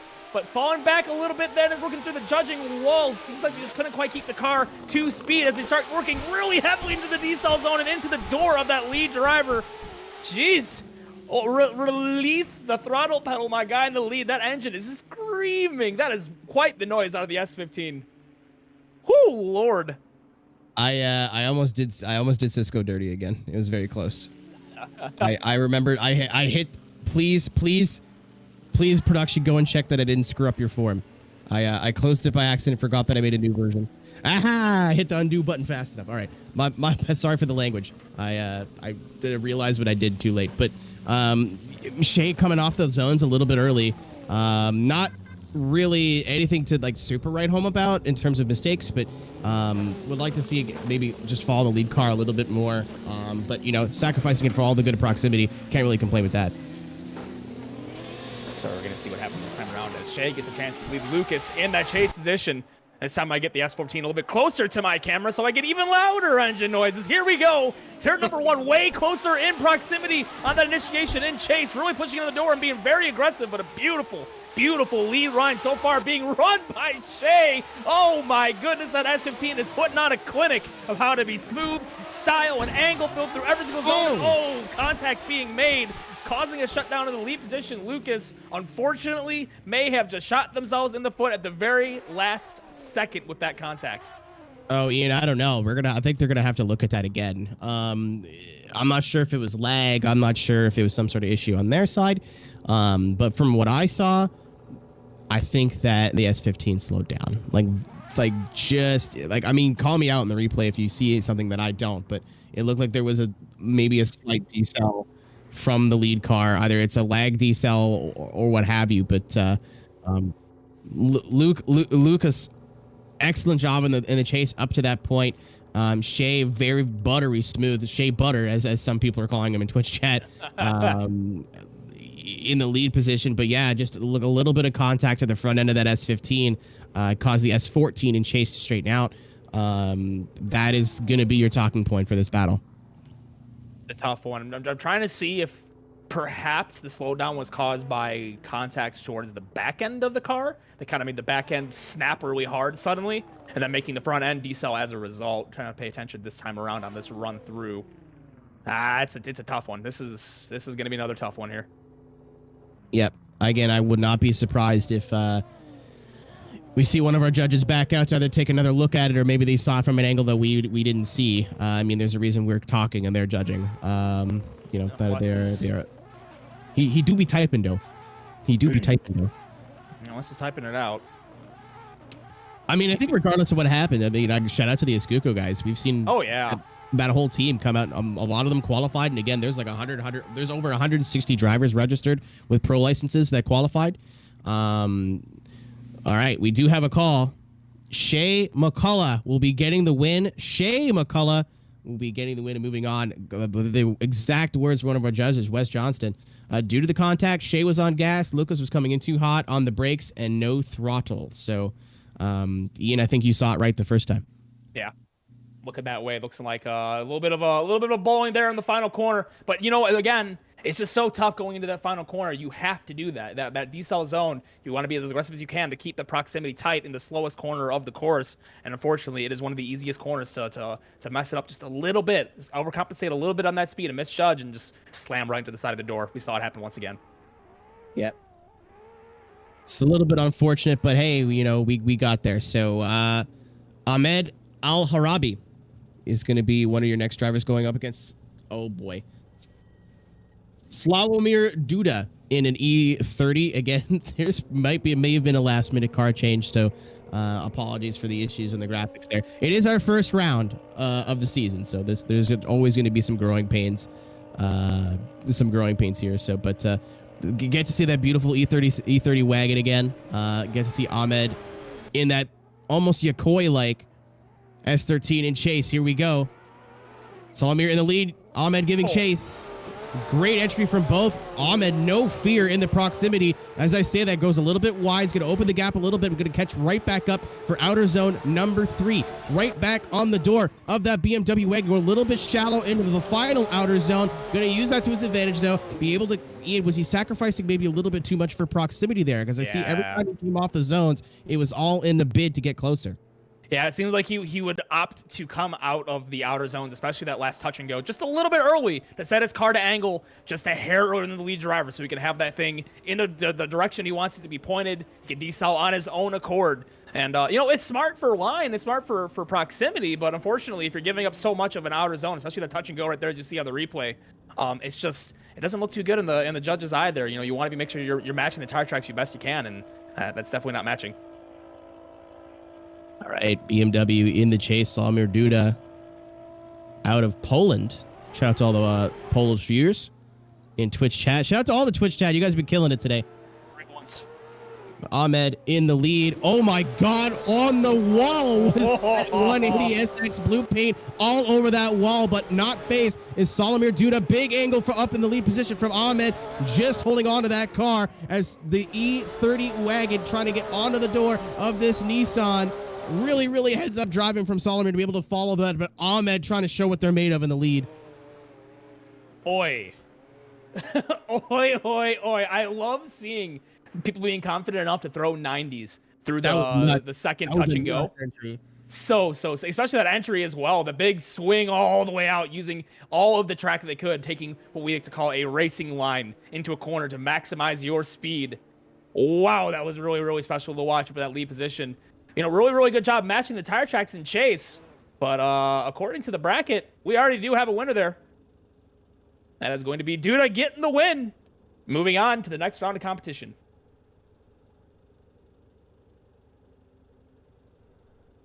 Sorry, I was mid burp. Dude, I think it came down to Duda's lead. Just Muhammad was kind of all over the place in the chase. In comparison, Muhammad put down that super exciting, flashy lead, but Slavomir was not phased, and I think that just that confidence in chase is what led them to being able to get that win there. A lot of times we'll be able to see like jaw-dropping runs from lead drivers. So imagine it is, something's about to happen here. You thought the last car was interesting.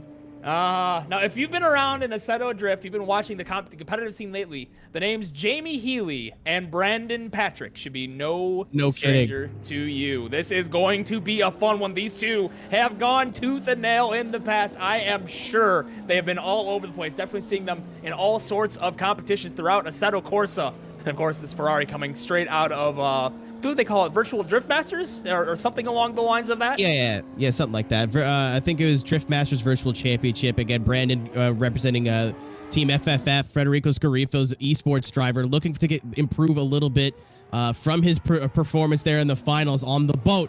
Jamie Healy as well, looking to make an impact today. ESDA. Round number 1, Long Beach, going into the power alley.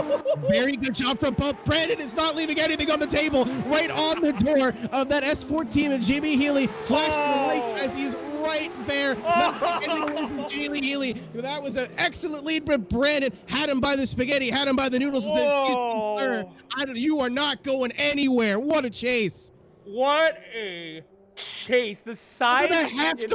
Oh my goodness. Also, huge props to Jamie Healy in that lead position. His lead line, angle, speed, style, fluidity on point. And Brandon Patrick took every opportunity of that fluidity and smoothness to pounce to the T. He's going to have to do something very, very similar now in his lead. Jamie's got to put it on his door. Yeah, and I mean, JB's the driver who's capable of doing that. Brandon's capable of leaving him, like giving him the lead run he needs to be able to chase. As here they go, Brandon in the lead in that Ferrari. Yes, you heard me right. Jamie Healy in the chase in the S14, giving him a little bit of gap, but he's going to close it right away on the door once again. Brandon hanging the wing right over the wall. He's getting a little bit of a gap now as Jamie's going to have to try to close it up, and he does right on the rear quarter, but a little bit of a straight in there as well from the S14 in chase. Brandon, everything he needs to do in the lead position. Ian, was that enough from Jamie to stay in it? I don't think so. I don't think he was close enough. There's a match lead for lead, I like to think, but unfortunately, we've seen it happen earlier today where the driver in the chase doesn't get the good jump, and Jamie was on the back foot the entire time. You saw that really big charge right on the exit of the first corner into the first bit of the touch and go, and after that little bit of almost contact into that section of the course, he has to fall back. He surged a little too hard. He didn't want to push the lead driver into the wall, and he was just then really on the back foot for the remainder of the run. Still did a great job at matching angle, matching line, but unfortunately, if there is going to be something that defers these two drivers, I gotta believe it's going to be that difference in proximity.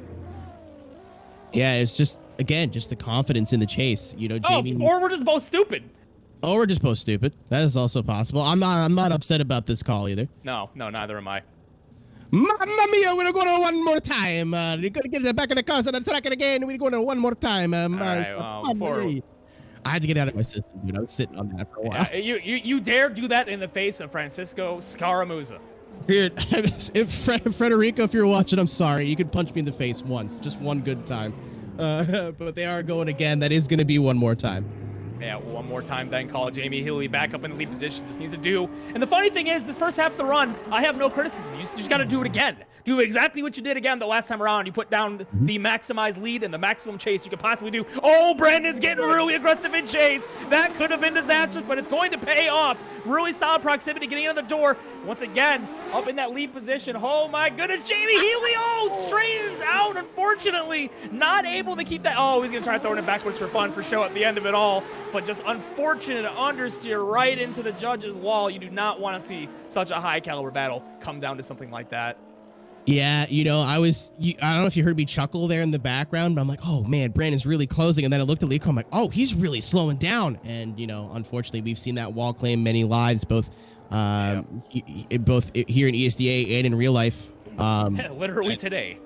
Literally today, yeah. We had that controversial battle earlier on, but, you know, JB just not getting the run they're looking for. I think we are going to see the chase of a lifetime out of Jamie Healy right now. Right now, Jamie Healy has nothing to lose by getting as absolutely aggressive as they can on this initiation. If you're going to see one of those kind of turn ones where someone is literally scraping paint off the door into the first corner, it's going to be right here.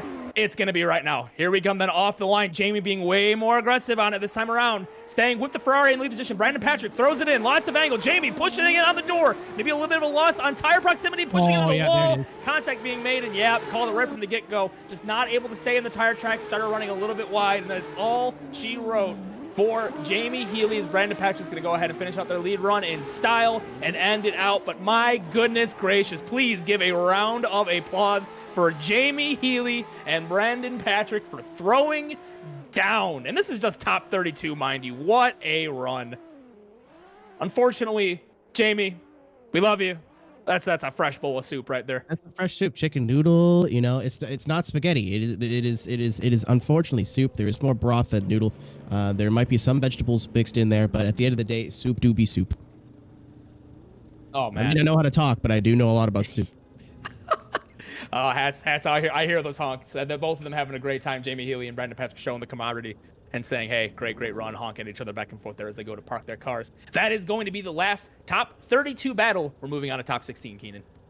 Yeah, we are moving on to top 16. Shea McCullough going up against Mohamed Zakaria. This is the battle of the Steez. I am very excited for this. And then Solomir Duda against Brandon Patrick will be your Baba de Boopity. I see him in chat. But again, shout out to Brandon Team FFF and Fiorella La Virtuale as they're dubbing it over there in the FFF studios. So shout out to them jumping on board and then supporting a driver that just happens to be one of the homies.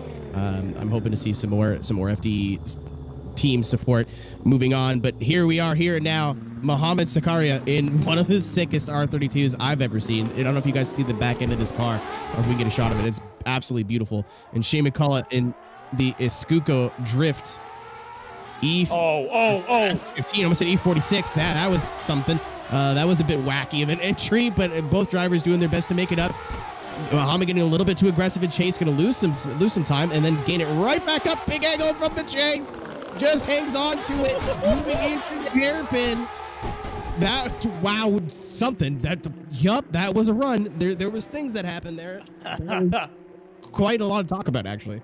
Yeah, I would like to think that Mohamed Zakaria's chases are some of the most aggressive I've seen so far as surging goes, and getting on that razor's edge to get in on the door as fast as they can, and somehow, some way, not making contact in some of these incredibly high-speed sections as well. That is so risky to do, and it paid off in troves in several sections. Had to fall back in a couple places as a result, but still putting that car all but millimeters away from the door of the lead driver. Yeah, that was just big risk right from the moment number one. That entry was just, I've said it before, it's very hard to enter on the door of a car here at Long Beach. Usually you would see them enter behind. That was very, very big risk from Muhammad. But Shea in the chase now, Muhammad in the lead and contact already. Just went for a flick, Ian. I think, I hate to be proven right immediately. But that is the risk that those entries take. I think Shea just went a little bit too far to the left on that entry, got a little bit too saucy. And Muhammad, from what I saw, didn't do anything wrong. Shea just went, I don't think he should be on the track anymore. I think he was hoping the timing that Muhammad would be in front of him and then just wasn't. That sucks, but sometimes it do be like that. Nah, still throwing down some nice burnouts for, though. They may know this is going to be the end of their run, but down there in the hot pit, just burning them down anyways. I'm sure they had a fantastic time. But still waiting then on the result, which I'd imagine will be pretty straightforward. Pretty simple of a call here. Just waiting on the official confirmation. And I see it in the bracket already. So that is going to be Mohamed Zakaria going to be advancing to the grade 8 of lobby number 3. Yeah, again, Shea just getting a little over aggressive. I think Shea was trying to time it, Ian, to where that left flick would happen just as Muhammad's car wasn't there anymore. And if you saw it in the replay, he missed it by that much. It was so close. Unfortunate, but we will be seeing Shea McCullough, I would assume, with driving like that, back again at ESDA round 2. So moving into our final battle of top 16 in lobby number 3. It's Duda versus Patrick. This will be another fun one here. This is going to be your 23rd seeded in Patrick and your 7th seeded. And Slawomir Duda will be leading first. On the line, we get to see another wagon. This is probably on the table as the wackiest car combination battle of the day. It's definitely refreshing from the S15 versus S15 we see constantly. Do be wacky, though. It do be pretty wacky. So here we go then. Off the line, Brandon Patrick in the chase. Giving chase to Slawomir Duda. Here we go. Initiation. Big angle for the wagon up in the lead, but missing out a little bit on the inner clip. Really well held up there in the lead, though, to keep some speed in it and not sell too hard. Brandon Patrick is getting aggressive into the door again. Oh, that's so risky. Brandon Patrick in the Ferrari, leaving some more yellow paint into the side of the yellow. Just doing a little highlight job, maybe doing a little bit of touch up on the yellow on the side of that lead driver. But, oh, man, just a little bit wide, unfortunately. Inner clip number 1, leaving a lot to be desired for Duda in the chase, or the lead, rather, excuse me.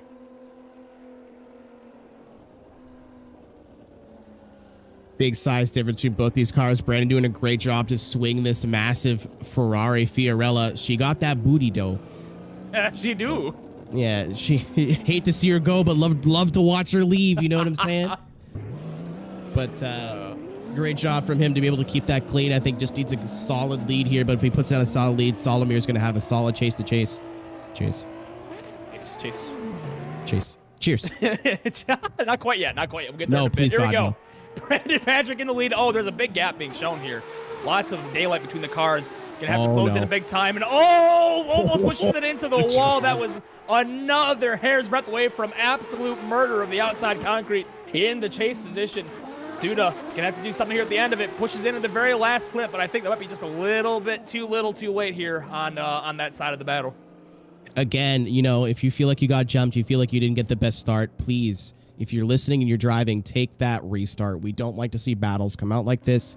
But again, that battle was over. Turn number 1. Solomir just tried to gain some ground from having the poor start, or not getting the jump they were looking for, and completely washed out. Great job to not hit that wall. That would have been awful. But just doing their best to try to not put it all on the wall, and kept it clean and made a good second half of that run. But unfortunately for him, the Linguini Meanie up in the lead there. Brandon very smooth, very consistent, looking like he wants to be a 2-time ESDA winner here today. Yeah, definitely putting it down big today. Definitely showing all this time he's been spending in this car, in this sim. It's paying off in Tros. And Brandon Patrick already was throwing down big to begin with, back in the Forza days, but still doing it in big now. And yep, there it is. Right away, Brandon Patrick then going to be winning. He's moving on to your Great 8 to go against Mohamed Zakaria. This will be a barn burner, Keenan. Yeah, it's going to be, as one of my commentary inspirations, Ian would say, this is going to be a slobber knocker. Both these guys, have shown a lot of style, a lot of aggressiveness, not afraid to take risks with their runs. So, I mean, Mohamed, again, coming off a bit of a gimme in the last one, but in the top 32 where we saw him drive, very, very, very good runs from him.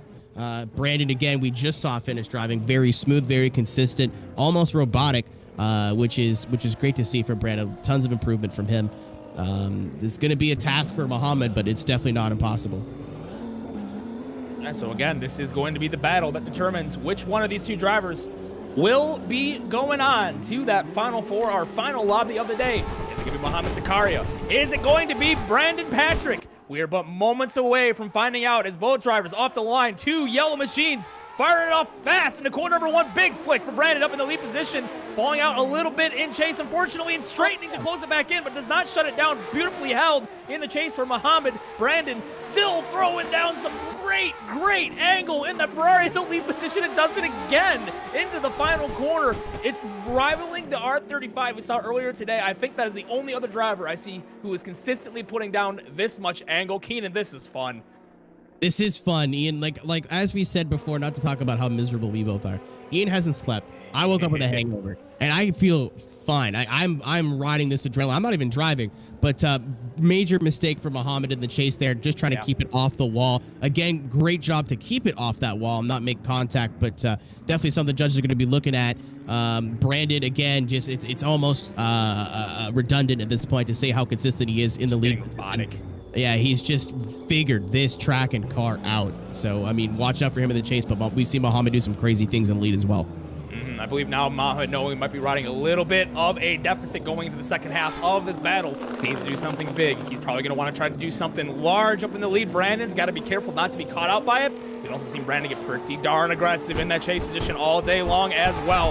We're probably going to see it happen once again, regardless of what's on the line. This is, again, your final battle of lobby number 3. One of these two is going on into your final 4. There's the angle we were looking for Mohamed in the lead position, throwing down huge, but Brandon Patrick matching the tire tracks, keeping in the proximity as well, but falling back a little bit to the judging wall. Charges it nicely for that last touch and go. Big style up in the lead, and Brandon Patrick putting it in on the tires through the final sets of corner. Twitch chat, give it up for both of Mohamed and Patrick's runs. Goodness me, Brandon and Mohamed are throwing down for you out there here for round number 1 at ESDA. These guys are pouring their hearts out, and you could see it on track. You could see it with how they're driving. Mohamed doing everything that he can in the lead position, going all out. But Brandon maybe playing it a little bit smart in the first half of that run, trying not to get super aggressive, super close, doing his homework, watching the stream, making sure he knows, hey, he does aggressive entries, aggressive first half of the course. As soon as we got to outer zone number 3, I'm going to get that right back onto the door of that R32 was Brandon Patrick. Very, very great job from both, but we do have a call. Yeah, that coming in right now. Coming in just a couple of short seconds. We have one more driver advancing to the Final Four, and that driver We'll be seeing a little bit of a pizza pie, some moon in the eye. It's Amore, ladies and gentlemen. Out. Brandon Patrick moving on to your final four. He is the winner, taking down Muhammad. And once again, Muhammad, hats off to you for a phenomenal showing here in round one.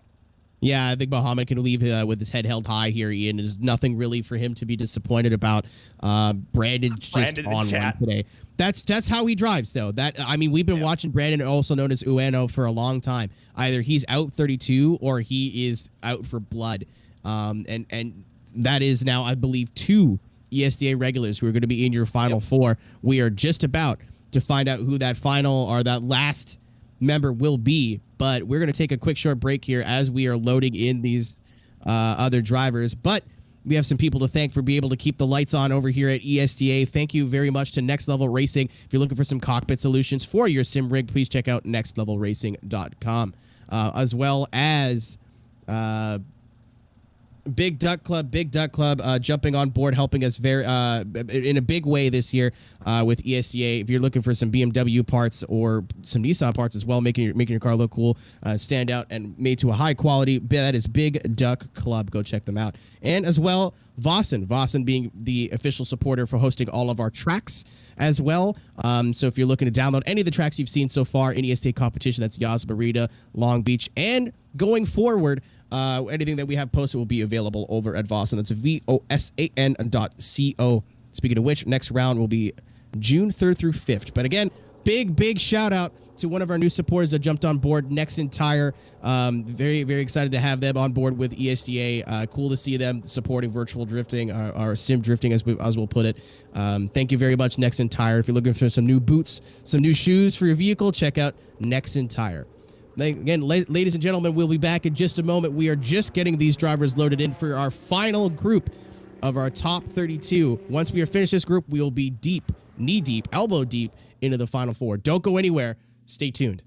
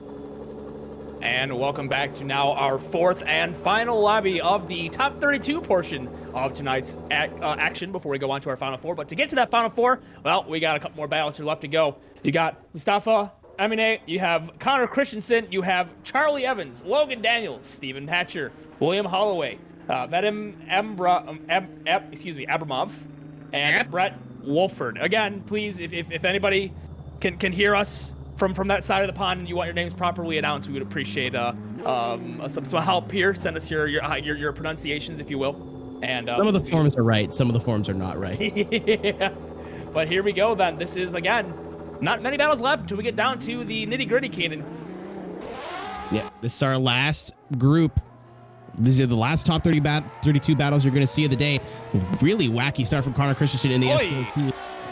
Mustafa Amine in the lead as well in the S15. Good transition right across the bumper, trying to make up for that lag of the lead. A little bit of contact coming off the wall. No harm, no foul. Right across the last clip. And across the line, keep in mind this is now a European server because most of the drivers in this side of the bracket are from Europe. So might be some of the yeehaw. Well, speaking of yeehaw, jumped right over the thing. But good job from Connor to clean it up, and good lead from Mustafa. Yeah, definitely. Mustafa, I was right. Yeah, there you go. Yeah, it was very, very fun to watch. I really did appreciate. There was a little bit of a safe initiation, at least in the chase position, but he was still able to close it in very nicely. Was Connor out in the chase position? So didn't completely go out to launch there. You thought for sure, oh, there's a big gap. This might be already over, but did a great job reeling it back in and not really giving up all that much either. So pretty impressive stuff. Yeah, we're gonna be switching into the second half of this battle now. Connor Christensen in that you know what, there's an easy way to my heart, two ways actually. It's open your doors apparently and strobes.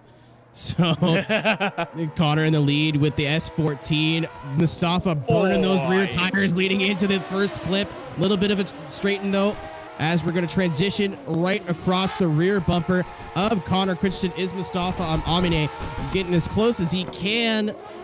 Moving into the final clip. Ian, he had the proximity. Was it the line? That something was off for me, and I can't really put my finger on it. You know, that might not even be because it was anything off. I just think the lead wasn't quite as angle-filled as Amine's was, if you compare side by side. Other than turn one, obviously we had that big piece of understeer in the chase position, not quite able to slow it back in and close it back in. But honestly, that was a really, really good job at matching angle throughout the second half of the course, minus what happened in the first corner, obviously. But that first corner alone could be a big decider in this battle.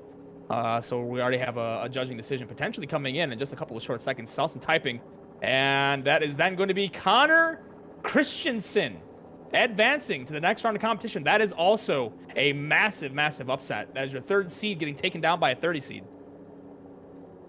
Yeah, I mean, it's not a whole lot. Like we seen it earlier today at 32, taking out our number one qualifier.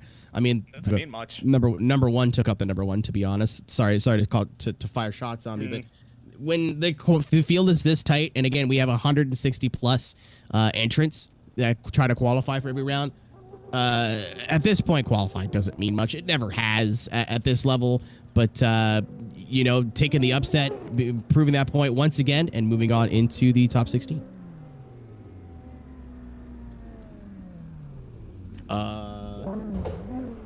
Nissan. Charlie Evans is driving a Nissan. Yeah, so is everybody else, pal. Congrats. You're so unique. But no, jokes aside, please fill out your forms properly so we can give you a better shout out on the broadcast. We want to properly highlight you and your talents and your modeling and your cars. So please, if you could give us that, that'd be greatly appreciated. Here we go then. Continue on the competition. Charlie Evans in the lead. Logan Daniels in the chase. Big angle up in the lead position. Oh my goodness. Charlie Evans is like 110 degrees into turn one, but a little too aggressive in chase. Oh, that's hard into the outside wall. But again, I don't know if that's going to then deem the lead driver's fault. There was a bit of a bumper hook up in the lead position from the chase on that transition in the power alley. Going to go back on the replay for that one for sure. That was a very, very big crash, but I just don't see a world where that may be 100% deemed to be the fault of the lead driver. Yeah, I mean, getting a little bit too saucy in chase as we take a look at the replay here. Lead car just trying to do the best they can here. Very, very aggressive in chase is Logan Daniels. But right off that outer zone too. That's actually not an area where we've seen a lot of issues today, but we've seen a lot of really big issues in real life on that track or on this track. I believe it was either Ken Gucci or Ryan Turk completely totaling their car, just getting a little bit too aggressive with that that outer zone. You know, it is kind of a shame the replay doesn't show it to its full extent, but from the chase camera, I could really see the bumper hook there. I'm sure the judges probably also saw it as well. Then moving on to the next battle of this top 32 battle between Charlie Evans and Logan Daniels. My brain is really starting to slow down now. Here we go then, off the line. S15 versus S15 battle. Beautiful body kit on that lead driver too. And oh, that's a really aggressive initiation and chase. Pushes into the door. That's a shutdown. Aye. Oi, oi, oi. I don't like where this one's going. I'm biting my tongue, but I don't like where this one's going. That's rough. That's really rough. Really, really hard charge into the door.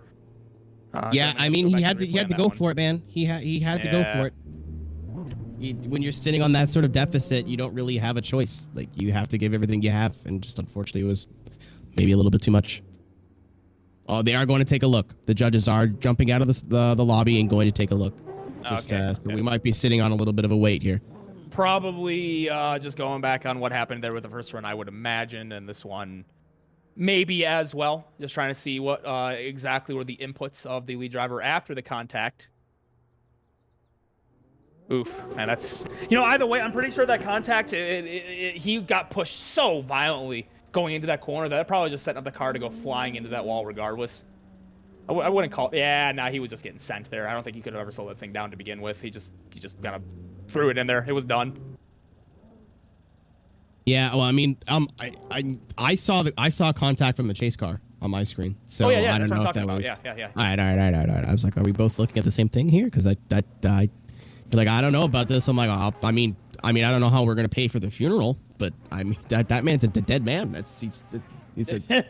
He's an ex driver. He has ceased to be. I'm glad we were both going the exact same place with that. That's why I love you.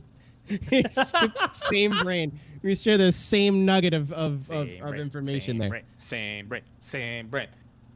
But yeah, the judges again just jumping out, double checking. Gonna go over all the contact there, make sure that it's either, you know, we know who's at fault, we know who's not at fault, and if it's anything that's unexpected, we'll make sure to be able to get the information to you guys out there in Twitch chat. I hope you guys are having a great Saturday over here in Twitch chat. Again, you know, we have you guys to thank for showing up, but we also have some other people to thank who we have not, I think, given enough time today. Because I don't know about Ian, but I keep forgetting. But do have a list of supporters and sponsors. Big Duck Club. Again, thank you very much for jumping on board and supporting the ESDA project this year. Big Duck Club is a supplier of BMW parts and wide body kits. If you're looking for some high quality stuff from Big Duck Club, go check them out. Check them out on their website, over on Instagram as well. Thank you for supporting us at Big Duck Club. Nexen Tire as well, jumping on board with ESDA in a big way. You know, been involved in the drifting scene for many years. So really excited to see them jump on board with the virtual or E series as well. Again, if you're looking for some new shoes and new tires for your car, or if you out there like to throw down, looking for a nice good drift tire, go check out Nexen Tire at your local tire retailer. As well as Next Level Racing jumping on board and supporting us this year with maybe some prizes to give out at the end of the season. Next Level Racing, again, if you're looking for some cockpits, some stuff to improve your sim setup, go check out Next Level Racing. That's nextlevelracing.com. And Vosan, VOSAN.co, is the official host of all of our tracks and our cars, or not our cars, but all of our tracks for this year in ESDA. If you're looking for any of the tracks that we've driven on, that is, you know, Yas Marina, Long Beach, Daytona. If you want to try this out for yourself over in Assetto Corsa, again, free to download. Go check it. Go search ESDA at Vosan. That's VOSAN.co. Again, Ian, just still going over the replays here. Yeah, not seeing a answer just yet. Still looking at the replays in-game, Wes is saying. So, I don't know, maybe just kind of paying their dues again on what the contact was between Outer Zone 1 and Outer Zone number 2. as well as just double checking what was going on with that initiation as well. So in the meantime, you all can take a look at what angles we have available to you and make your own decisions from that. But again, bear in mind, when the judges can back out and take a look at these replays, they have a lot more angles at their disposal. They can free cam it. They can look at everything. They can even look at telemetry if they wanted to in many instances. So plenty for them to digest, to decipher, and make the correct call here, especially when it's something so close as what we just saw here through the power alley. Yeah. Yeah. Yeah, good input. But I mean, like, we can't really comment too much. Like, it's just waiting on a judge call.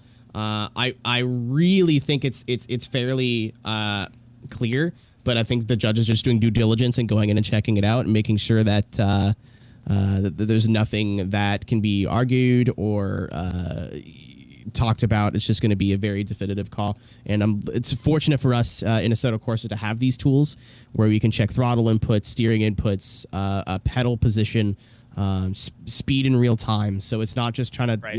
He looked like he slowed down. We were able to see whether a car's genuinely off throttle or they look like they off throttle.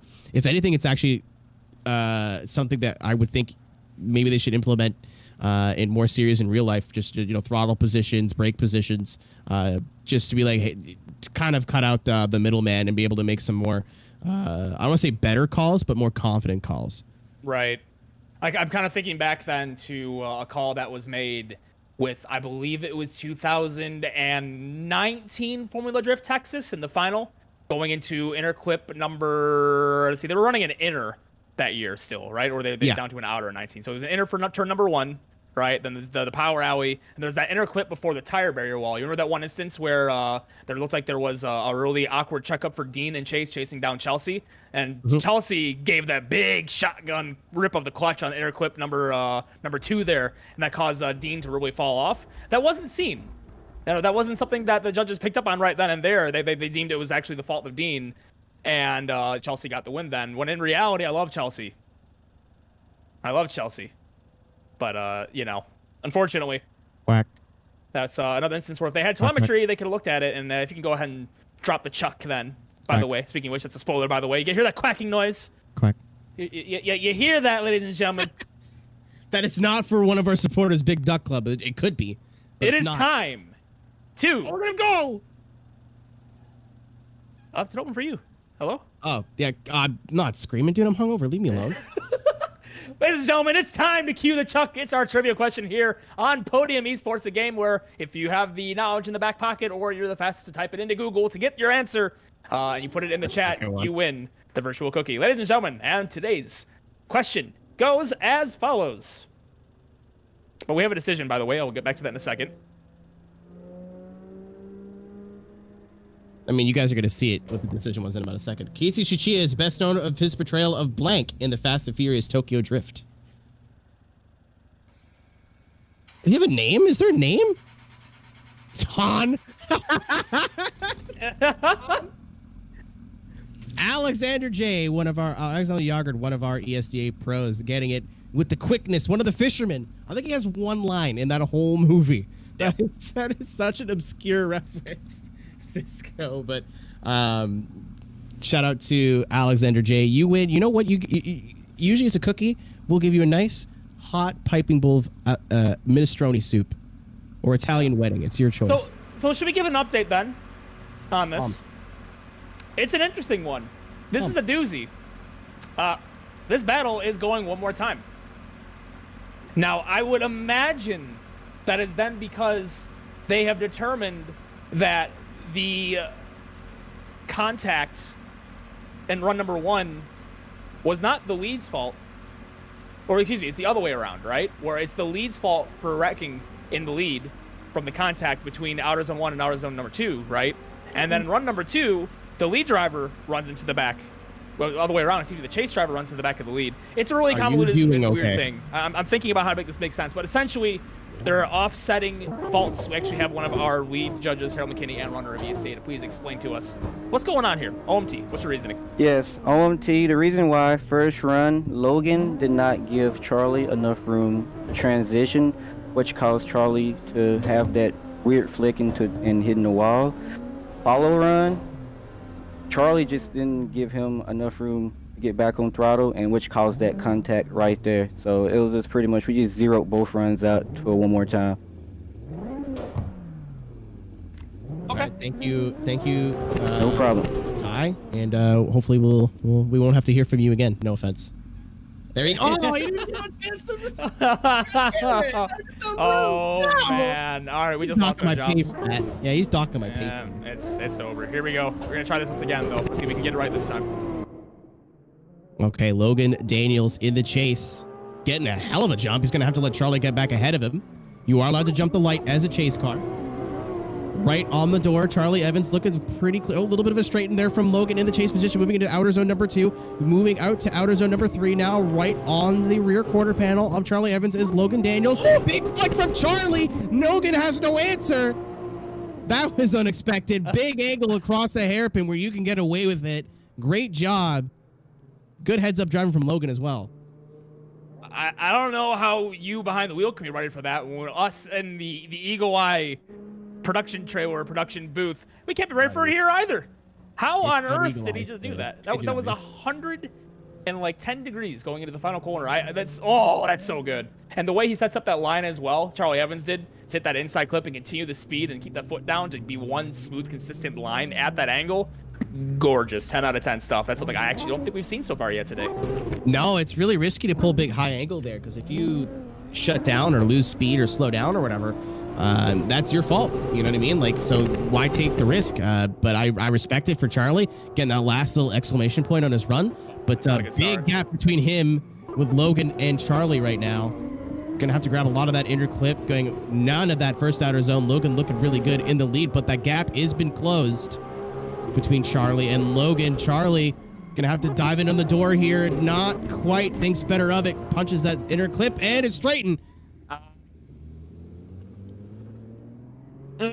Talk about offsetting every single thing you just gained in that previous match. Oh, that's a shame. That is such a shame, because that run they put down for run number 1 was pretty, but I think they may have just undressed themselves there. Logan Daniels is going to be getting the win as the result and moving on to the next round of competition. It's just an unfortunate situation, but it happens. It almost looks like technical issues. You know, we'll see if we hear from Charlie at all. But I saw him after the run kind of like start turning and then immediately straighten out again. So I don't know if it's tech issues. I don't know if it's just letting the revs drop too much coming across the line. It's unfortunate, but that's the way she goes here in drifting sometimes, as we have 2 more battles left to go here in our top 32. Yep, this will be Stephen Hatcher versus William Holloway, your 6th versus 27th seed. This is the first RX-7 we have seen so far today. First and only. Somehow. First and only versus this S14 in the chase position. Very brightly painted, mind you. It's reminds me of Honadel a little bit. It really does. So here we go then off the line. Oh, we got the rotor. Here we go. We got the 4 rotor. Oh, God. Off into corner number 1. Big angle for the RX-7 in the lead. Oh, I couldn't quite tell what happened, but I think the chase driver may have charged in a little too hard based on the angle that I saw. I'm gonna have to see it on the replay camera, but that's this one might even matter anyways. This is tough now, because I don't know guys, where do we start? Shut down. Where do we start on this one, right? We have to go back to the replay on this one. I don't know if that first contact was a full shutdown by anybody. That's the problem. Yeah, it's a major mistake, but I don't think so. Yeah, let's take a look at that replay once again. So big angle, heavy contact made, pushed through thanks to the power of lag, and that was never a shutdown. Oh no, Stephen Hatcher, that's a rough situation. I don't know how to make this one now. So from what I saw, it was a big mistake, but not a 0. And I'm not sure if Stephen just, it could almost maybe be viewed as a change in angle, and maybe that's in line, and maybe that's speed, why maybe push through. Yeah. Then again, you had a lot of time to recover from that too. Yeah. We'll try this again then. Hatcher will be chasing this time. Holloway giving the lead. Big angle for that. Big angle. My goodness, I lost my train of thought there for a second. S14 going big. Oh, the RX-7 and the S14 pushing it up into the wide. Well, again. Oh my gosh, my brain. heavy contact we made all over the place. This is probably one of the sloppiest battles we've seen so far today. There's a lot for the judges to talk about in this one. Gosh, if I was the judges here and this was like a not so serious comp, I just push in the dynamite stick, just push in the box, I blow it up and say, do it again one more time. This is Outrun, but this isn't Outrun. This is ESDA. This is not. No, this is not Outrun. But it's I'm from what I see there again. The lead car, William Holloway, Nirvana, as he's also known, just got into the wall. And I mean, you can't really judge Hatcher too much for that because he is a chase car. Your job as a chase car is to follow the lead. Maybe getting a little bit more of that wall than the lead car did, but again, it's his job to follow the chase. That's what he did. The lead car, again, you may have heard me in the background. I saw that coming from a mile away, just carrying a little bit too much speed, trying to run away from that chase car. So this could be interesting. This could be an OMT due to all the contact. This could be, this could still go Holloway's way if it's judged that the spin or the wall contact from Hatcher in the lead run was an individual mistake. This is, we got lucky with most of this, especially on the left side of the bracket. But we're starting to see some of the wacky battles now. It's just a matter of time. I mean, it happens. It's just you can't be perfect top to bottom all the way through an entire event. That's just not how things work. Eventually, you're gonna run into situations like these. But at the end of the day, they did really well to get here. And this isn't like just some Joe Schmoes. These are again people who have made it through a very long list of drivers trying to get into the series between Steven Hatcher and William Holloway. Unfortunately, though, we are seeing another situation where the judges are going to need to talk for a little bit, and actually, you got a judge here to explain something real quick. Welcome back, Ty. Yes.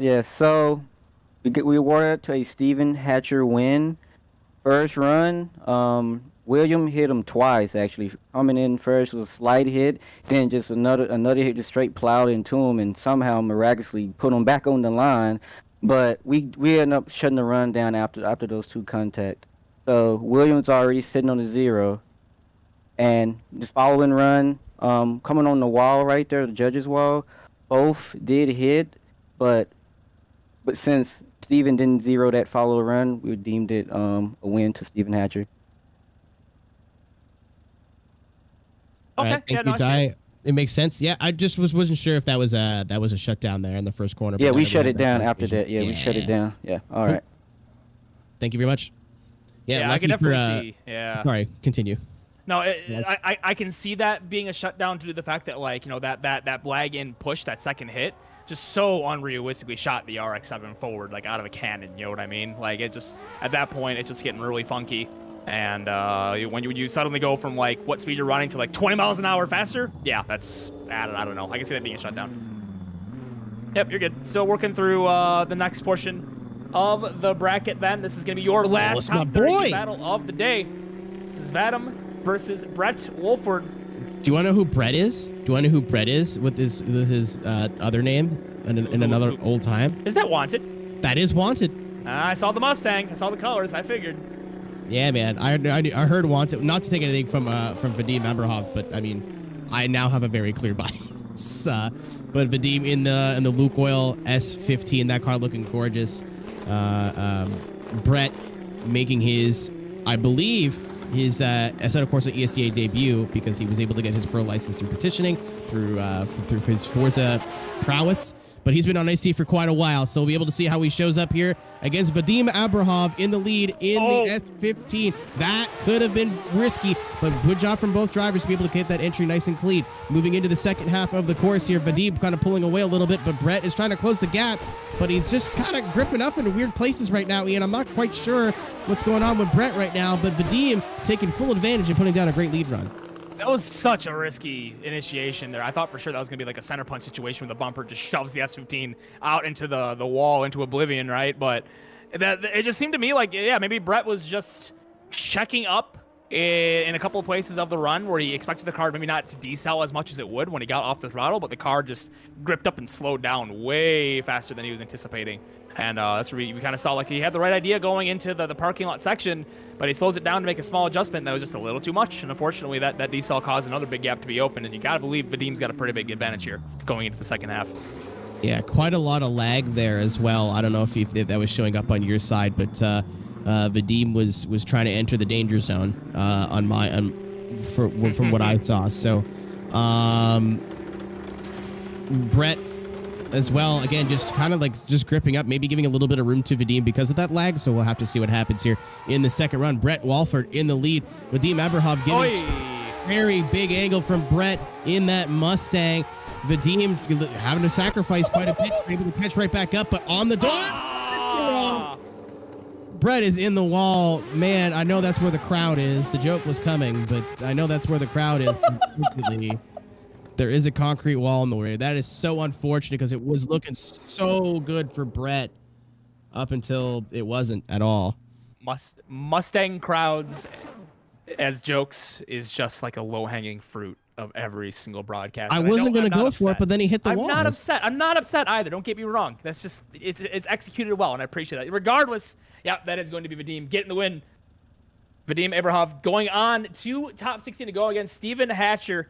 And yeah, you know, we've seen Wanted in the Forza days. He throws down the big angle in the Mustangs all the time. He is no stranger to high angle situations. But unfortunately, in situations like that where you just got a little too much speed and you throw that kind of angle, you lose the ability to have those finite controls of your car. And he just kind of slid it on back into the wall, backed it on in there, backed on that wide thing in there, and just hit hard. Unfortunate. I just didn't know for a little bit there. I apologize. Back. I jared the ended. I need to go to bed.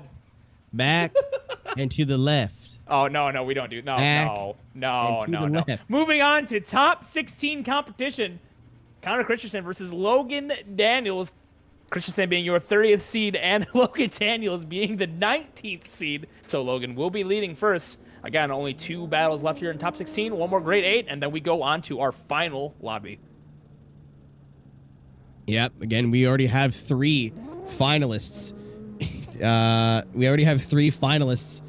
In the final 4, Zach O'Sullivan, Vakaris Lucas, and Brandon Patrick. So this side of the bracket, or this quadrant of the bracket rather, is deciding the last member of your final 4. Will it be Connor Christensen or Logan Daniels? We'll have to find out at the end of this battle, ladies and gentlemen, as they are on the line, ready to go.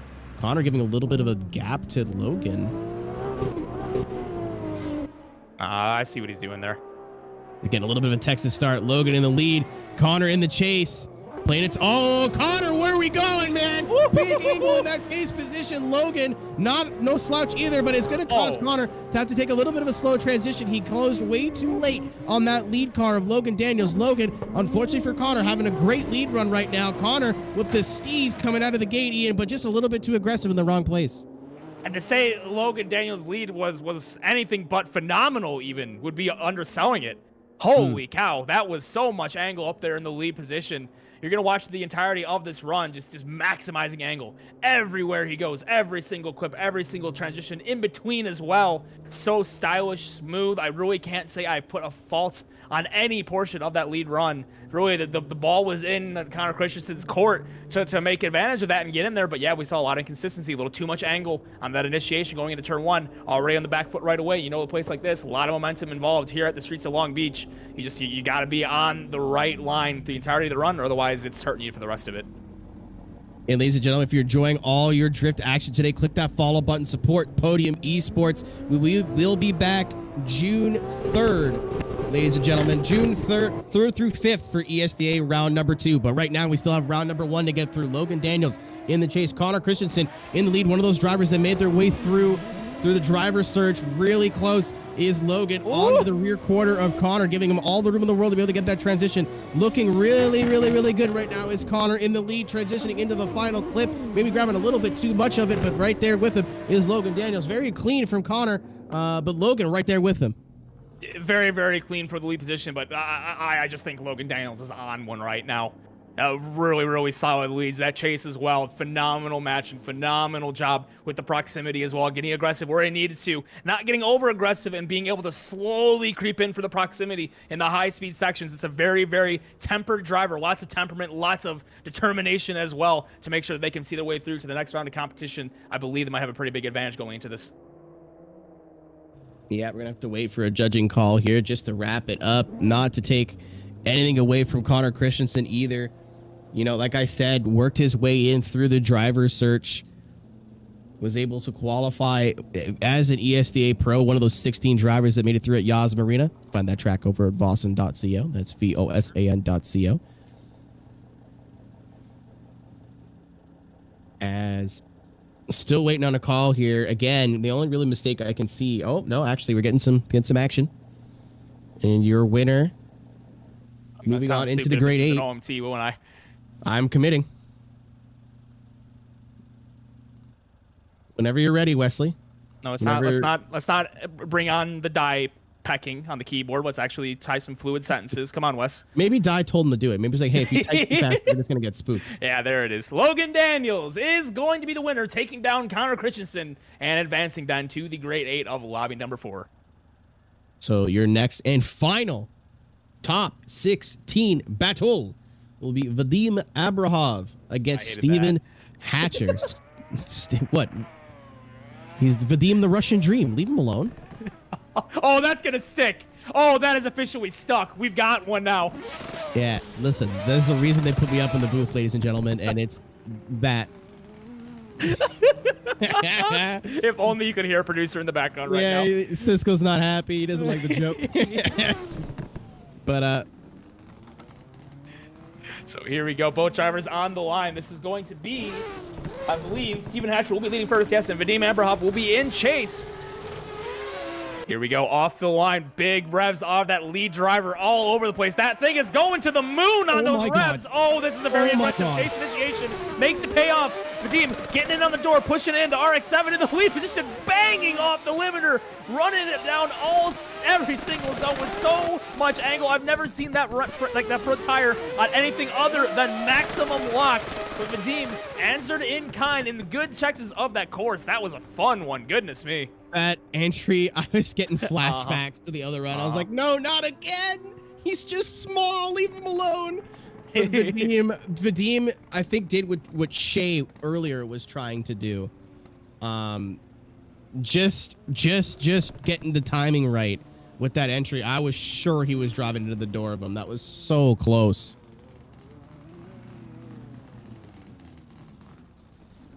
Oh no! And we now have. I'm not going to repeat this to put him out there, but now we have judges also getting in on the naming schemes here.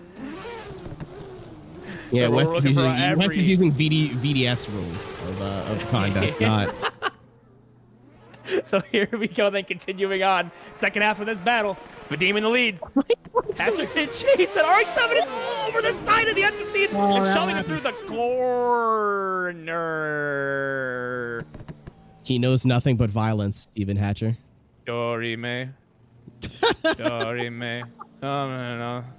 Hey, ladies and gentlemen, Twitch chat. I've been slaving all day over this hot bowl of delicious, nutritious Italian minestrone wedding soup. I've been working so hard. I'm just to share it for you guys. But yeah, Steven just getting a little bit too aggressive. I mean, he had to bring it, but.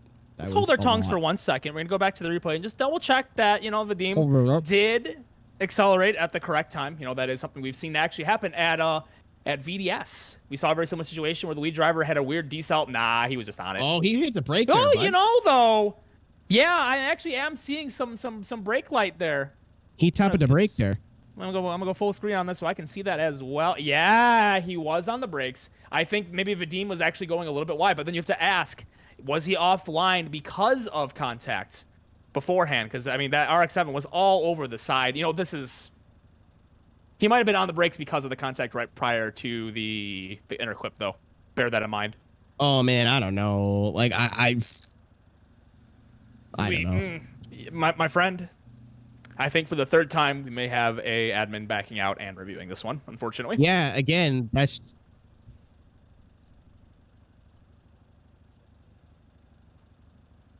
Okay, so the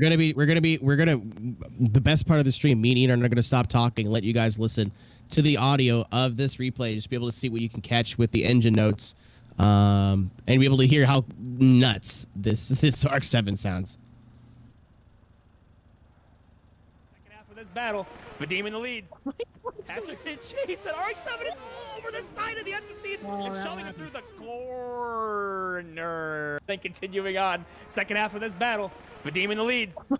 Hatcher in chase. That RX-7 is all over the side of the S15 and shoving it through the corner. So yeah, I mean, I do maybe hear the engine note of the lead driver coming off at the inner clip. That's what I might have been hearing. We have. All right. Hello, guys. All right. Welcome. Seeing the judges in the booth far too many times today, but please continue on. What we got going on this time, Charlie? All right. So during that lead run, we saw that the S15 was a little bit too wide and was on his brakes when it should be in a acceleration zone. Not only that, he was offline to begin with, and I think Stephen Hatcher, sorry, I just messed your name up, just had nowhere to go at that point because he was already, the S15 was already offline because he was a little bit too far outside, and Stephen Hatcher was actually on the ideal line when that contact occurred. So we deem fault on Vadim. I'm sorry if I say your name wrong. Welcome to my life, brother. So that being said, Stephen Hatcher gets the win on that. All right, thank you very much. You're welcome.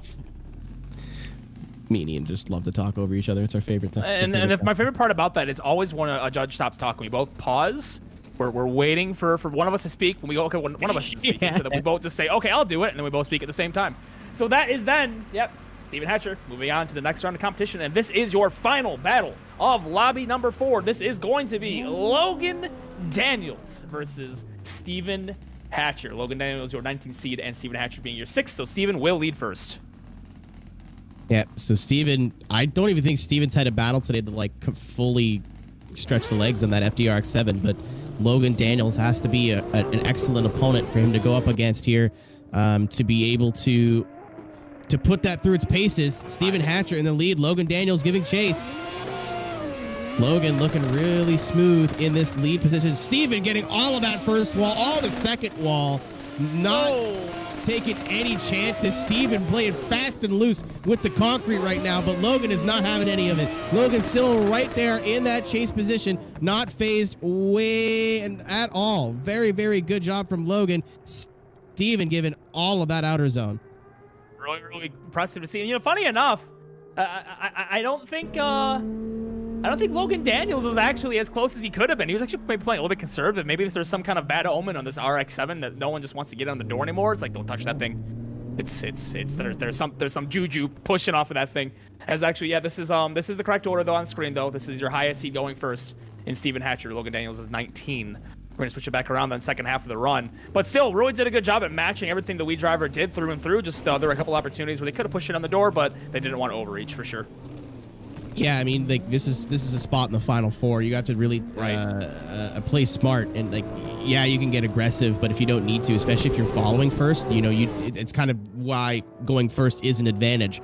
Logan going to be in the lead now. Stephen Hatcher going to be in the chase, and there it is again. Stephen Hatcher woke up this morning and chose violence, ladies and gentlemen. Not one clean run for the poor guy, but just. Yeah, and he's disconnected. Yeah. So I think he knows. That's unfortunate. Gotta still be proud with a top 8 finish, but definitely I don't think the day that Stephen Hatcher was looking for. I don't think the battle that Logan was looking for either. But all but confirmed now that Logan is going to be moving on into the final 4. We will wait for the judging call for you. I think they're probably just going to double and triple check it just to be safe. But I mean, Hatcher parked it, reset, and left the lobby immediately. So.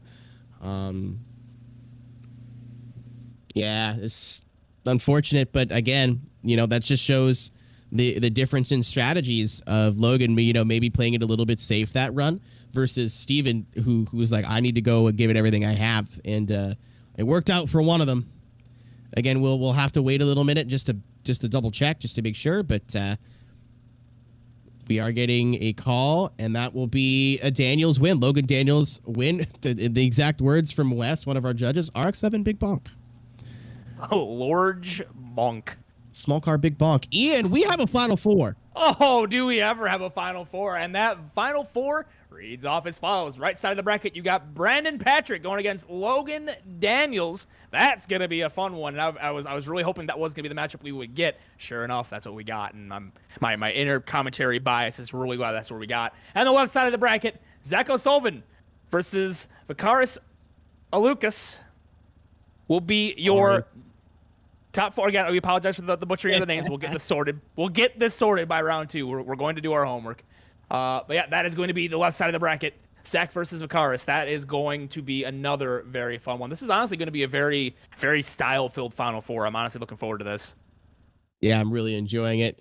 But ladies and gentlemen, we have one more break, just trying to determine what where we're going to be, where we're going to post up.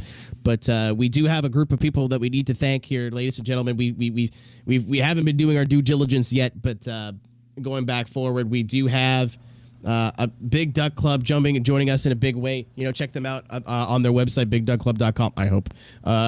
But stepping up in a big way, supporting us over here at ESDA. If you're looking for some parts for your BMW, they have some Nissan parts there as well. Check them out, see what they got. Worst case scenario, buy a t-shirt or something. But bigduckclub.com, go check them out. And as well, huge, just announced very recently, Nexen Tire joining ESDA in a very, very big way. You know, they're been a supporter of real drifting or of drifting in real life for a long time in various different series. So excited to see them on board with the virtual stuff we've got going on here at ESDA. If you need some new tires for your car, again, or buy a hat or a t-shirt or something, go check them out at Nexen Tire or wherever your local tire dealer is. As well as Next Level Racing, going to be giving out some prizes at the end of the season as one of our marketing guys. 2 big prizes, a direct drive wheel stand as well, and MVP will be getting a GT light stand as well. So Next Level jumping up in a big way. Again, if you need some improvements to your sim setup, go check them out, nextlevelracing.com. As well, finally, last but not least, Vosan.co. Vosan going to be the official host of all of our tracks here for ESDA. So when you do have the next track that comes out, should be for the June 2nd, June 3rd, round number 2, you'll be able to pick it up over there at Vosan, VOSAN.com. And as well, thank you for joining us as Podium Esports. Follow us here. We have a lot more going on here than just drift action for you. This is the home of competitive sim racing and sim drifting. So if you were into watching some cars go fast and having some semi-intelligent people talk over it, this is the place to be. Ian, Final Four, how you feeling, my friend? I am feeling ready to see this go down. As I mentioned before earlier, I feel like we have a very style-filled Final Four coming up here. All the drivers who made it this far, they've been the most consistent on the big angle entries, crazy proximity as well, matching the angle the lead driver can throw down. I'm expecting some fire here. This is gonna sure go down as a good one. Yeah, and with that, we will be taking a very, very brief break to be able to check out our supporters a little bit more.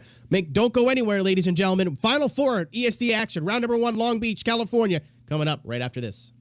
Oh.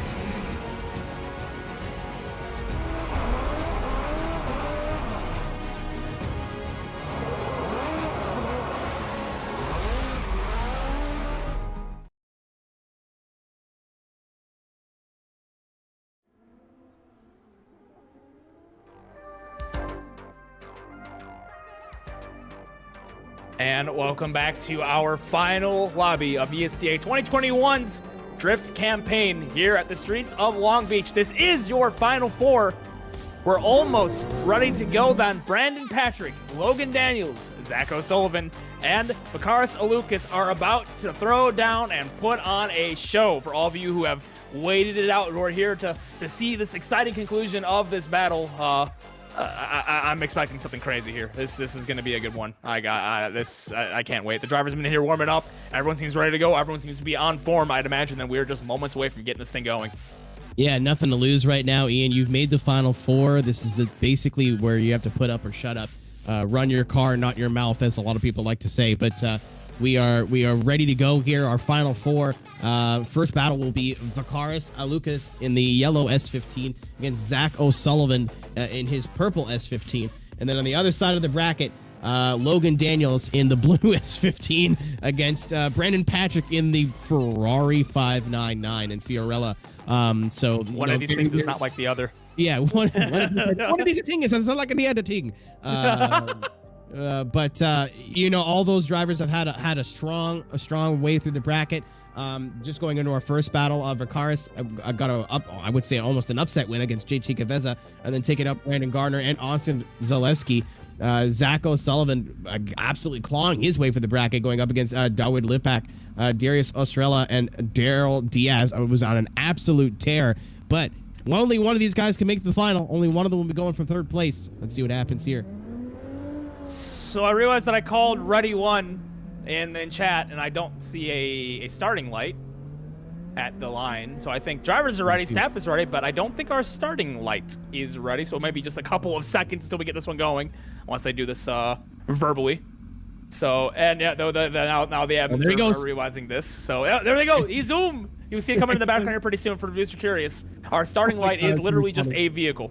It is just a vehicle with a pole and lights on it. Toppling over. it's doing its best. Oh, there it goes. There it goes. Here it comes. You're gonna see it. There it goes. I love that. Oh, that's a comedic break I needed right there. All right, so we're just gonna get that line light just lined up into the cones. Make sure it's parked in the right spot. Now we are ready to go for your first final four battle. Again, this is gonna be Vakaris Alukas in the lead, Zach O'Sullivan in chase. This all S15 battle as your first final four running in the 2021 ESTA campaign. Thank you so much to everyone who has been here and stuck it out the entirety of this event. It's about to get paid off in full. Off the line then, Alukas firing off, Sullivan in chase.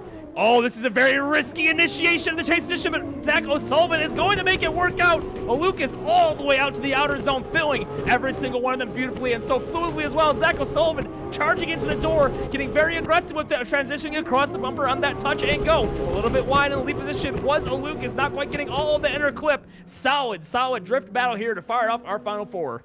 Yeah, excellent start. Excellent open to your final four here. ESTA round one at Long Beach. Grand Prix circuit presented by the Podium Esports and everyone else. Presented by Beat Bop Bop Bop Bop. Yeah, presented by Hadaway? No. Or Biscatman. But Zach looking really solid in the chase. Vakaris getting all of that outer zone three all right across the wall. Both these guys driving aggressive right now. Both these guys want it. Both these guys wants to be your first winner instead of course of ESTA.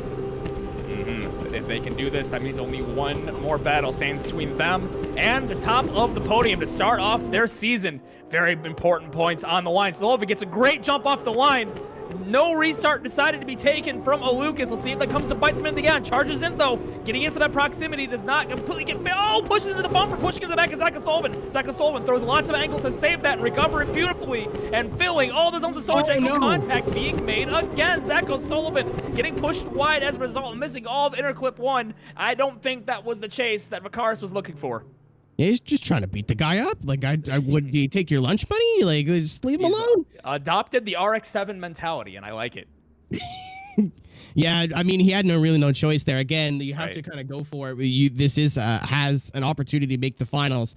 You got to bring everything you have. Unfortunately, Vakaris is going a little bit too aggressive, a little bit too strong in the chase. We saw it right going there in the last zone. Just a little bit of punt to the rear. And I mean, Zach didn't really have to do anything. Just tried to kept it smooth, kept it clean, and dealt with the hits pretty well, all things considered. All right, so waiting on that decision to be made. We actually already have it, and that has been confirmed in the Discord chat. Zach O'Sullivan will be your first finalist here for round number 1. Back then on the line, this is the other half of your Final Four bracket. Got a little ahead of myself there. Brandon Patrick versus Logan Daniels. Oh boy, this will be a good one. Yeah, we have Brandon Patrick, Team FFF, representing Federico Scarifo's team. Fiorella La Virtuale. You know, he's been working so hard on that car. Logan Daniels driving out of his mind today. Anyone's game, ladies and gentlemen. This decides who battles for the lead, for the win against Zach, or who going against Valkyr's third place. Logan in the lead here. Brandon giving chase. Logan, good entry, nice and solid, smart entry. Bigger angle for Brandon that's going to cause the gap to kind of open up. Is he going to be able to close it up? Yes, he does. Right away, almost. Oh, he hit the wall. He has power. No, just keeps it off the wall. Brandon almost ending in disaster there. Would have been a multi-$1,000 pile up, but Logan, great job in the lead. Brandon fell back a little bit, caught up a little bit. So I wonder if judges are going to view that hiccup. It's going to have to definitely come down to deliberating what was going on there at the initiation. I got to believe, though, that I'm just going to go back on the replay here. So there's the initiation. It looks like Brandon Patrick's just a little bit wide, maybe just fell a little bit offline, had to make a small lift to not get into the wall, and then you see them having to charge as a result to get back in the picture. Oh, I saw it coming from a trillion miles away. I thought that Ferrari was becoming scrap heaps, but no, able to keep it out of the wall, keep that car going. It makes a nice piece of proximity at the end, almost making a little bit of a push on Logan Daniels for the final corner as well. Really, really good stuff. Resetting for the second round here. Brandon in the lead. We've seen him all be almost robotic in the lead. Is that going to open the door for Logan to get aggressive and chase? We're just about to find out. Coming into number 1, Brandon leading in the Ferrari. Big, but Logan into the door. Does Brandon keeps it straight. Brandon keeps it off the wall, getting that Ferrari right onto the wall, keeping power on, trying to stay in it. Logan is not phased either. He got that contact, but he's still on the door, trying to get what he can. How did Brandon save that? That wing went over both walls. That was nuts. Huh? I'm going to have to definitely digest that one on another replay just to fully grasp what I witnessed in run number 2. Brandon Patrick again making that machine of his an angle monster. Out his own number 1, albeit angle monster. Not in his own accord there, but still made it work very well. And already, do we have a decision then? Oh, it looks like we do actually. That is Brandon Patrick going up into the finals and grabbing the win. He will be going on to face Zach O'Sullivan. By the way, that's spicy. I don't know if they still work together or not. They're JSI or not, but those are former teammates from back in the day. I'm not sure if they're teammates anymore, but they do work very close together. A ton of practice together. So yeah, maybe they're not running the same names in the same team, but they're definitely big friends, fans of each other. They work together, they practice together. So I would treat this like a teammate battle. But to get there, we have to battle for third place. Logan Daniels versus Vakaris Alukas. Yeah, 2 S15s on the line, both with some contact problems in their first runs for the Final Four. Wait. Wait. Uh-oh. I may have done this. Okay, we're good. There was a mistake. They called it off, thank God. Okay, so we had some difficulties there, but we're good to go. I almost called off the battle, but it looks like they were jumping on that one. I was panicking a little bit there. Now, I think we are ready to go for this third place battle. Okay, Vakaris leading. Again, your winner here will get third place at the inaugural ESDA Round 1 here in Assetto Corsa, Long Beach. Here we go. Logan gets a bit of a jump, but you are allowed to do that as a chase car. Vakaris is on the right in the yellow.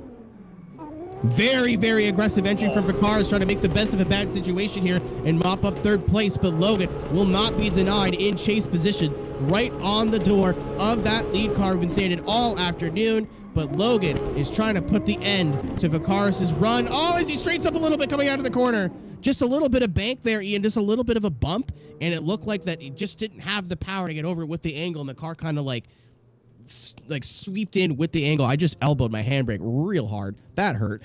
But so close. I don't know how that's going to get viewed as a judging decision, but that was almost disaster for Logan. Oh, absolutely was near disaster for Logan, but able to collect it nicely and not cause the shutdown to be happening there. You know, honestly though, from an outside perspective, it still looks okay. Yeah, there was that loss of angle, but they never really ever lost drift fully. So yeah, it's definitely gonna be a little bit of a deduction there at the end of the run, but still, all in all, a solid chase. Yeah, he do be sitting on a deduction for almost getting into D-wall, but jeez, here we go. Unfortunately for us, there is no Vicario signs here, as Vicaris is going to be in the chase position now. Logan in the lead. And here we go. Winner gets third place. No qualifying here. We battle it out for third place here at ESDA Long Beach. Big entry from Logan. Almost contact going into the first quarter. Vicaris had to check up just a little bit to be able to lay at Logan. Pulled off that entry, but right back onto the door is Vicaris of Logan. A little bit of contact, a little bit of friendly elbow rubbing as we come across the line. These guys want it, Ian. These guys want it. What I love about that lead as well that just came out, it just shows everything that they had meant to do versus Bandit Patrick. This is what they had brought, and they put it down there at the very end to say, yeah, actually, no, I'm still clean. I'm still sick. This is what I can do. As well as that chase. Goodness me. Vicaris was just all over him throughout the entirety of the course there. Pushing into the door in very key parts of this course for a chase drive. Matching tire tracks, matching angle. What a sick drive. This is a very, very fun way to send them off for third place. This is still very important on the points day. There is still a significant points difference between a third and fourth place finish, so they need to decide, you know, if they can move forward with a better points day to come out of round number 1. Fire stuff so far. The judges taking the time to deliberate on this one for sure. Yeah, I mean, I just loved all the contact. You know, I mean, it's just. We liked it. They're checking out the replays here at the moment, but it's fun to watch. It's always fun to see nice, clean, smooth battles. But personally, I can't speak for everybody out here in Twitch chat. Again, shout out to the Twitch chat. You guys have been killing it all day. It's been so much fun to watch, and it's been fun to see you guys get involved as well. But very, very, very close. But I love to see aggressive driving. I like to see, like, I'm not afraid to get a little bit on the door. I'm not afraid to get a little bit of a push here and there.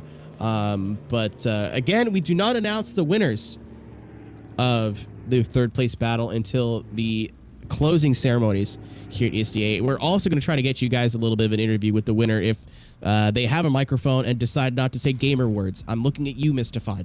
Every time we interview that guy, every time, stop swearing. Like, man, but that'll come down to who's going to be the winner of our finals. I know that, you know, Zach. Oh, we do not have a winner. Sir, we're going yes, again. sir. One more time has been called on this third place battle. But you want to see, you like seeing that. So we are not done yet. Logan, I think, you know, it came down to Logan straighten. He didn't completely straighten, but he got pretty dang close coming over the line in his chase, and then a bunch of contact from Vicaris in his chase. They'll put them back then on the line. We're going to try this one more time. Vicaris up in the lead. Logan in chase. Warming them up. This should be a rather good one here. I believe this time they're going to be able to be a little bit more aggressive with it even. And if less aggressive is contacting to the door, what's more aggressive looking like? Here we go. On the limiters, pushing off the line. Let's send him one more time here for this third place battle. Do we have a third place decision this time? We are about to find out. That's a nasty flick for Vicaris up in the lead, dragging the rear bumper across the wall on the entry and the outside of outer zone number 1. Matching tire tracks are not getting proximity quite yet. In chase is Daniels. Daniels needs to push in. He'll maybe do that in the final corner. No, but still a nice conservative chase, all things considered. Never really had any awkward surges, didn't fall back, didn't push forward, kept it relatively close to the entire run. Really solid chase to follow up a really solid lead, Keenan. You know, I think that was just smart driving. Yeah.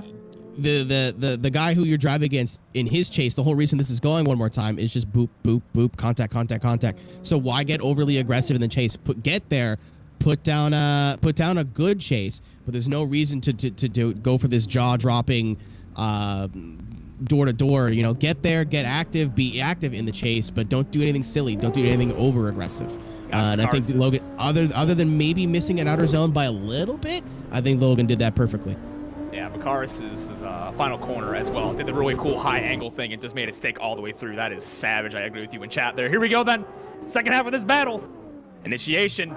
Big angle again up in that lead for Logan Daniels. Dragging the rear bumper across the wall on outer zone 1. Matching tire tracks again in chase is Vacaris. Not quite getting into the door, but still chasing him down through and matching every single transition. High angle, but absolutely bowls over that inner clip to end the run. An unfortunate cut of the corner at the very end of the run in the lead of Logan Daniels. In a close battle like this, something like that could be the decider.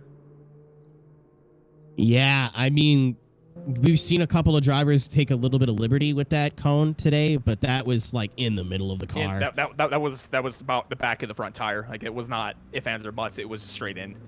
Yeah, and I mean, Logan, I'm not sure, you know, he did really great on those outer zones. You could hear it in your voice, Ian, as he got to outer zone number 1, just almost putting it into the wall. So great job from both those guys. Unfortunately, I do think it's going to come down to that last corner and how negatively the judges view being that far inside. We've seen a bumper, a little bit of a bumper, but that was, you know, taking a little bit too many liberties. We do have a winner, but we will announce it after the conclusion of this battle. Oh, and this battle that is already on the line. This is going to be Zach O'Sullivan, a.k.a. JSI Mystified of old versus of old. If you remember from the ESCA scene, JSI Oweno, Brandon Patrick. Both of these drivers have been making waves in the Assetto Corsa competitive scene lately. And now, when it is all said and done here, back in home grounds, back in the stomping grounds, back up to the top of the battles once again for this first place battle. We've seen it before. We're about to see it again. Mystified initiates up in the lead position. O'Sullivan throwing down some nasty angle. Brandon match angle very well in the tire tracks beautifully and right across the bumper on that transition. Charges in the back bumper, hanging over the back end, but does not hit the wall somehow. How does he recover that again? Second time that he has done that today, and O'Sullivan throwing down a dirty clean lead up in that lead position in his S15, and Brandon playing with fire on the judges' wall again. Brandon, that judging wall is borrowed time, man. He's going into that wall. It's just a matter of time. Can he get this battle done and dusted before that he wraps that Ferrari into that concrete? That was his line where his car was positioned, the speed. I was like, he's dead. That's a dead man. I was so scary. Not taking anything away from Zach. Zach doing everything he needs to do in the lead position. That entry was so sick to watch. But Brandon not having the DMVC that he was looking for, unfortunately got knocked out, I believe, in his first battle. He's looking for some redemption. Zach O'Sullivan getting 8th place in VDC, getting the Rookie of the Year, but he's trying to show I'm not no rookie. I know what the hell I'm doing. Both these guys have something to prove. This is phenomenal stuff. Brandon Patrick off the line, Zach O'Sullivan in chase. Second half of this final battle. Do we have a winner now? We're about to find out. Nasty angle up in the lead position once again for Brandon. Pulling away a little bit. Zach falls back in line. Transitions across the bumper, pushes in, matching tire tracks beautifully all the way through the judge wall zone. Massive angle in the lead position throughout the entirety of the battle. But Zach O'Sullivan is in the tire tracks and practically laying down rubber in the exact same spots that Patrick has been doing for the entirety of this run. What a final go. Is that the last that we see today? Man, it's gonna sound corny because it's an Italian car, but that thing, Brandon in driving that car is just so beautiful to watch. It's just like very fluid transitions, using all of the track, every outer zone. How he knows where the back of that car is just mind-boggling to me. Yeah. Zach, on the other hand, doing what we know he can do, what he's capable to do. And just right on the door. Maybe he just took a little bit of liberties with those outer zones, but to make sure he's keeping up with that 599. Federico, if you're watching, I think you found a winner, my friend. And for everybody who's supporting Zach's program as well, both teams have a lot to be proud of. Absolutely. Well, I don't see the chat on our end, but the drivers are driving out to the spot we've told them to be at. So I believe then we may have a decision that has come through. And not even we know what this decision is yet. Maybe they're taking it from us for once. Are they gonna come into the booth and say it instead of with us? They getting sick of us finally? Is this our sign that we're losing our jobs? All the stupid Jared jokes. Yeah. This has been fun though. It's been a blast to be back here once again with ESDA. It's our old stomping grounds. It's where we got our feet wet in esports competitive drift. It's always good to come back home and see once again everyone coming back out. Drivers of new, drivers of old, still supporting everything that Die and every single person at the Esports Association does. Beautiful stuff. But for the time being, we do have a decision. Oh, we got a four-way donut as well. Cisco's broken something. But Cisco has broken something. Unfortunately, we cannot see this, but they're still putting it down. Just free cam it. Make some noise, chat. This has been one hell of a round. Thank you so much for being here. Thank you for all your support. But we do have a decision, and it is a close one. So waiting on our camera to be set up, but as soon as they are, we'll give them your decisions. It's probably, you don't have the I enabled yet. You probably can't free cam, that's why. So just to stand by while we get our camera car set up. And as soon as we have that set up, we can bring you your decisions. Yeah, it should be F7 and arrow keys. But, so the problem is, by the way, that we are also, as staff, in the lights. But the thing is so top heavy that it's like toppling all over the place. It's actually really difficult to drive. And our producer's not a controller. So it's a little difficult. I saw Wes scooting it earlier, and that looked hilarious. So, we are going to line them up and get you that decision here in a minute. Our producer's having a phenomenal time in the background right now. I wish we had a Cisco cam for these very reasons. Yeah, he's just trying his best. I mean, hey, if anyone here sells wheels, want to help our buddy out? There we go. All right. Well, without further ado, we have some hardware to hand out. But first, at the bottom of the steps, your bronze medalist today in a 7-3, 6-4, and 6-4 decision. Give it up for Vakaris Alukas, your third place finisher at round number 1 here on the streets of Long Beach. And Keenan, we have our first place to hand out. We absolutely do. I'm very stoked that you let me have this. Ladies and gentlemen, your winner of ESDA round number 1, our first points paying round here in Assetto Corsa. Ladies and gentlemen, thank you for joining us. Thank you for supporting ESDA's big change to a new platform. But two familiar faces here in the finals. Who got the win? Was it Zach O'Sullivan, Brendan Patrick, your winner? Zach O'Sullivan, JSI, getting the win. Going to be getting the win barely over Brandon Patrick. 6-4s across the board. That chase run sealed the deal. Zach is your winner of round number 1, ESDA here at Long Beach, presented by Big Duck Club, Nexen Tire, Next Level Racing, and Vosan. Zach drove out of his mind today, like we absolutely have seen before. But ladies and gentlemen, we have Zach in the booth right now. Actually, our top 3 in the booth. Zach, my friend, please don't curse. I'm gonna try. I'm gonna try. Round 1, ESDA round 1, your first outing in the series since it moved to Assetto Corsa and getting the big dub, man. How do you feel? I feel really good without a cuss word in there, but I feel really good. How do you? And but this is my first actual round win on Assetto, so I'm super happy about that, and I'm glad I got to share it with my teammate and Triple F Esports driver, my buddy who I'm proud of, and Brandon. He's just awesome, dude. He's doing great.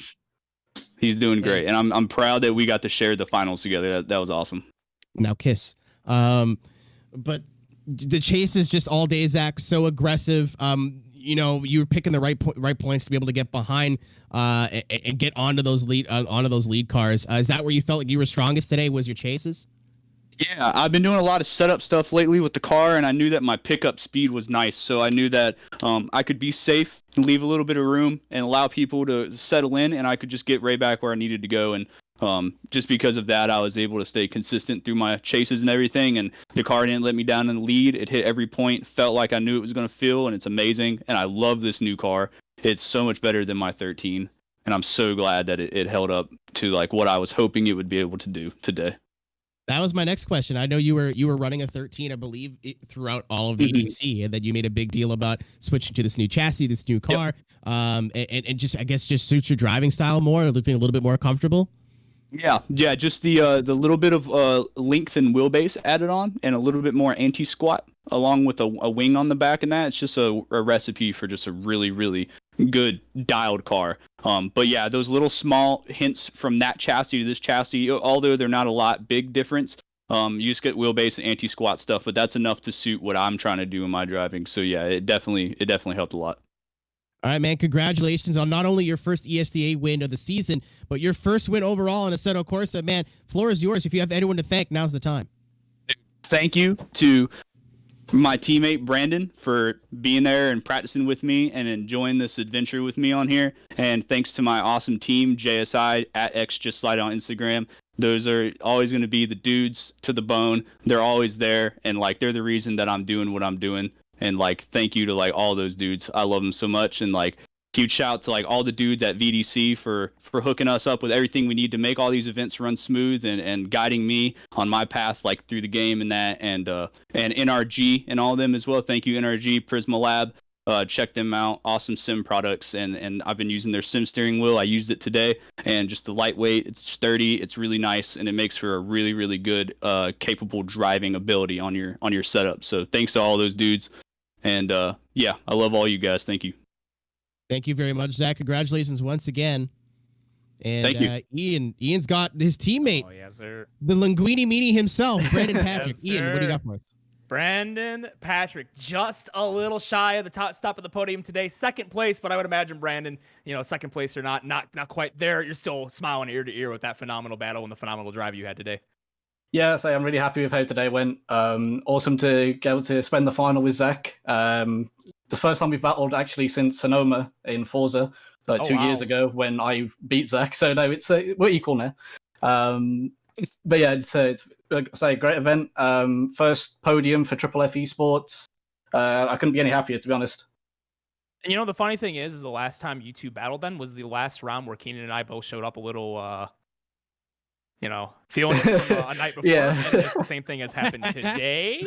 So maybe that's a sign. But no, please do walk us through your journey over here on the Assetto platform. It's been very fun to watch you compete over there with the Drift Masters series that was going down over there, and then being able to transfer that knowledge over here. Just how much of all that driving back then in the past do you attribute to your success today? Yeah, so it's I haven't really done that much comp driving on the Assetto, to be honest. A couple of years, a year or so ago, I did some of the Bushido style stuff. Other than that, I haven't really done a lot. Drift Masters was like my first adventure into serious sim drifting on here, and it was kind of rough, our first event with Triple F, still developing the car. But I learned a lot from there. We developed the car a lot. I've talked with Federico and the team. And we've made some changes, and we're going in the right direction. So talking with Zach and the guys from Team Xenon as well, all coming together to help make this car as good as possible. So yeah, I'm really happy to be here. Like I say. Oh, it's been an absolute pleasure to see you make your return, as well as Mystified as well. I mean, that's a classic. That's the ESTA of old. You always see them in the Final Four. Those are the names you always expect to see at the top, and still over here on the Assetto platform. Same deal. It's been so much fun to watch your journey over the last couple of months here on the Assetto scene, as I mentioned before earlier. Going through today. I had noticed that your car really favors a lot of those high angle, that insane stuff. Mm-hmm. You're doing the exact same things on Forza, honestly. How long do you think that it took you to really develop this thing into the point where you could do that so consistently and comfortably? Because by far, some of the most angle we saw today was you through and through. Yeah, so this car with this data, I've been driving on Assetto now for over a year. And so it's been a straight year of just development. Obviously, I haven't been with Triple F that whole time. That sort of came around towards the end of last year. And I'm super grateful for that opportunity and what's going on with it right now. But yeah, so it's been over a year of just tuning and developing, tweaking bits in the data to get the car how it is now. But yeah, this is the best it's ever felt. It's not perfect. When you're out here competing against all these S chassis and stuff, they're super developed cars, not only in the real world but also in the sim world. It was a similar thing with me on Forza as well. I was driving the Alpha. I was the only person in that car on that game. I'm the only person in this car in this game. So it's a journey, but we're getting there, and I'm feeling more and more confident every time I drive the car. Nah, it's been a blast to watch you drive today, and I can't wait to see what you got in the future. Real quick before we move on to our third place finisher, anybody else you need to thank for your insane journey here to get you here to the second place finish today against your teammate? So obviously Federico for giving me this opportunity to represent Triple F on the virtual platform. I'm blessed, honored to be able to do that. Triple F as a team as well for believing in me and letting this happen. JSI, obviously, I'm still part of JSI. They're the homies, always will be. Zach is the fucking man. Sorry for the cuss. Hey, Zach got away with it, then you dropped it. All right. Sorry for the cuss. Mamma mia. Zach is the man. Zach is the man. And yeah, so everybody in JSI, like Nando, everybody, like they'll always be the boys. Team Xanon as well. Like if we're not hanging around with JSI, we're with Team Xanon. So yeah, thank you to all those guys. And yeah, can't wait to see what we do in the future. Congratulations for your second place finish today. Brandon Patrick coming to the second spot of the podium. And I believe, Keenan, we may have our third place finisher in Vakaris. Vakaris is here. Oh, there he is. Yeah, cool. Vakaris, first of all, I apologize for butchering your name all day. That's just the lack of intelligence I have as a human being. But congratulations. Welcome to ESTA, coming out here with a third place finish, man. How are you feeling? I'm feeling good being on the podium among such good drivers, and that's how I was able to fight against the best drivers, I think, in the SDA. So I'm feeling great.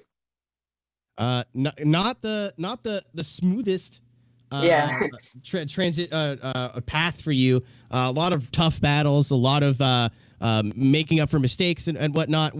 How did you keep your head clear? How did you stay focused through the whole day to be able to get you that P3? I just had good spotters who said keep head clear, and that's all. Yeah. And I mean, you know, a lot of S15s today as well. You are no exception. Sorry. Good looking car as well. Something in the setup that could get you that you worked on today, because I know specifically for you, I can't talk. Specifically for you, your lead runs were really good. Your lead runs had a lot of flow and style to them. I was wondering if it's something that throughout the competition that clicked for you, that just, because it's like almost up to top 32 is a different guy.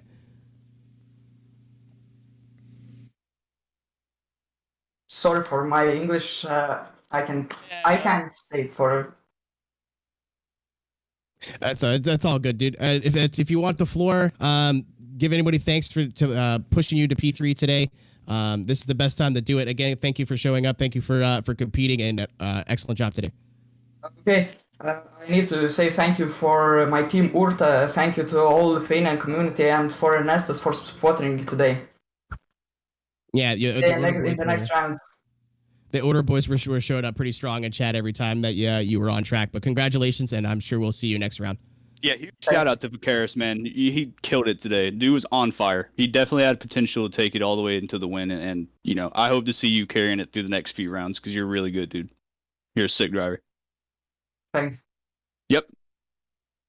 All right, ladies and gentlemen, and that is going to be it, I believe, here from ESTA Long Beach. Ladies and gentlemen, thank you very, very much for joining us. Ian, we were expecting a very, very aggressive and hard-fought round, and man, we were not disappointed.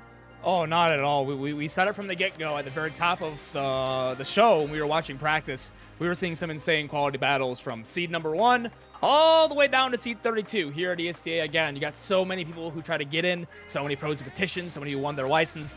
The hundreds of people who are competing at Assetto Corsa, you know, this is the cream of the crop that got in, and phenomenal quality of battles all day long. Long Beach is not the easiest track on the planet to ever compete on, and they really did themselves proud today. I think they can really take today with a chip on their shoulder, be very happy with what they did today, and bring it on to the next round of competition, which I believe is Atlanta. Is that correct?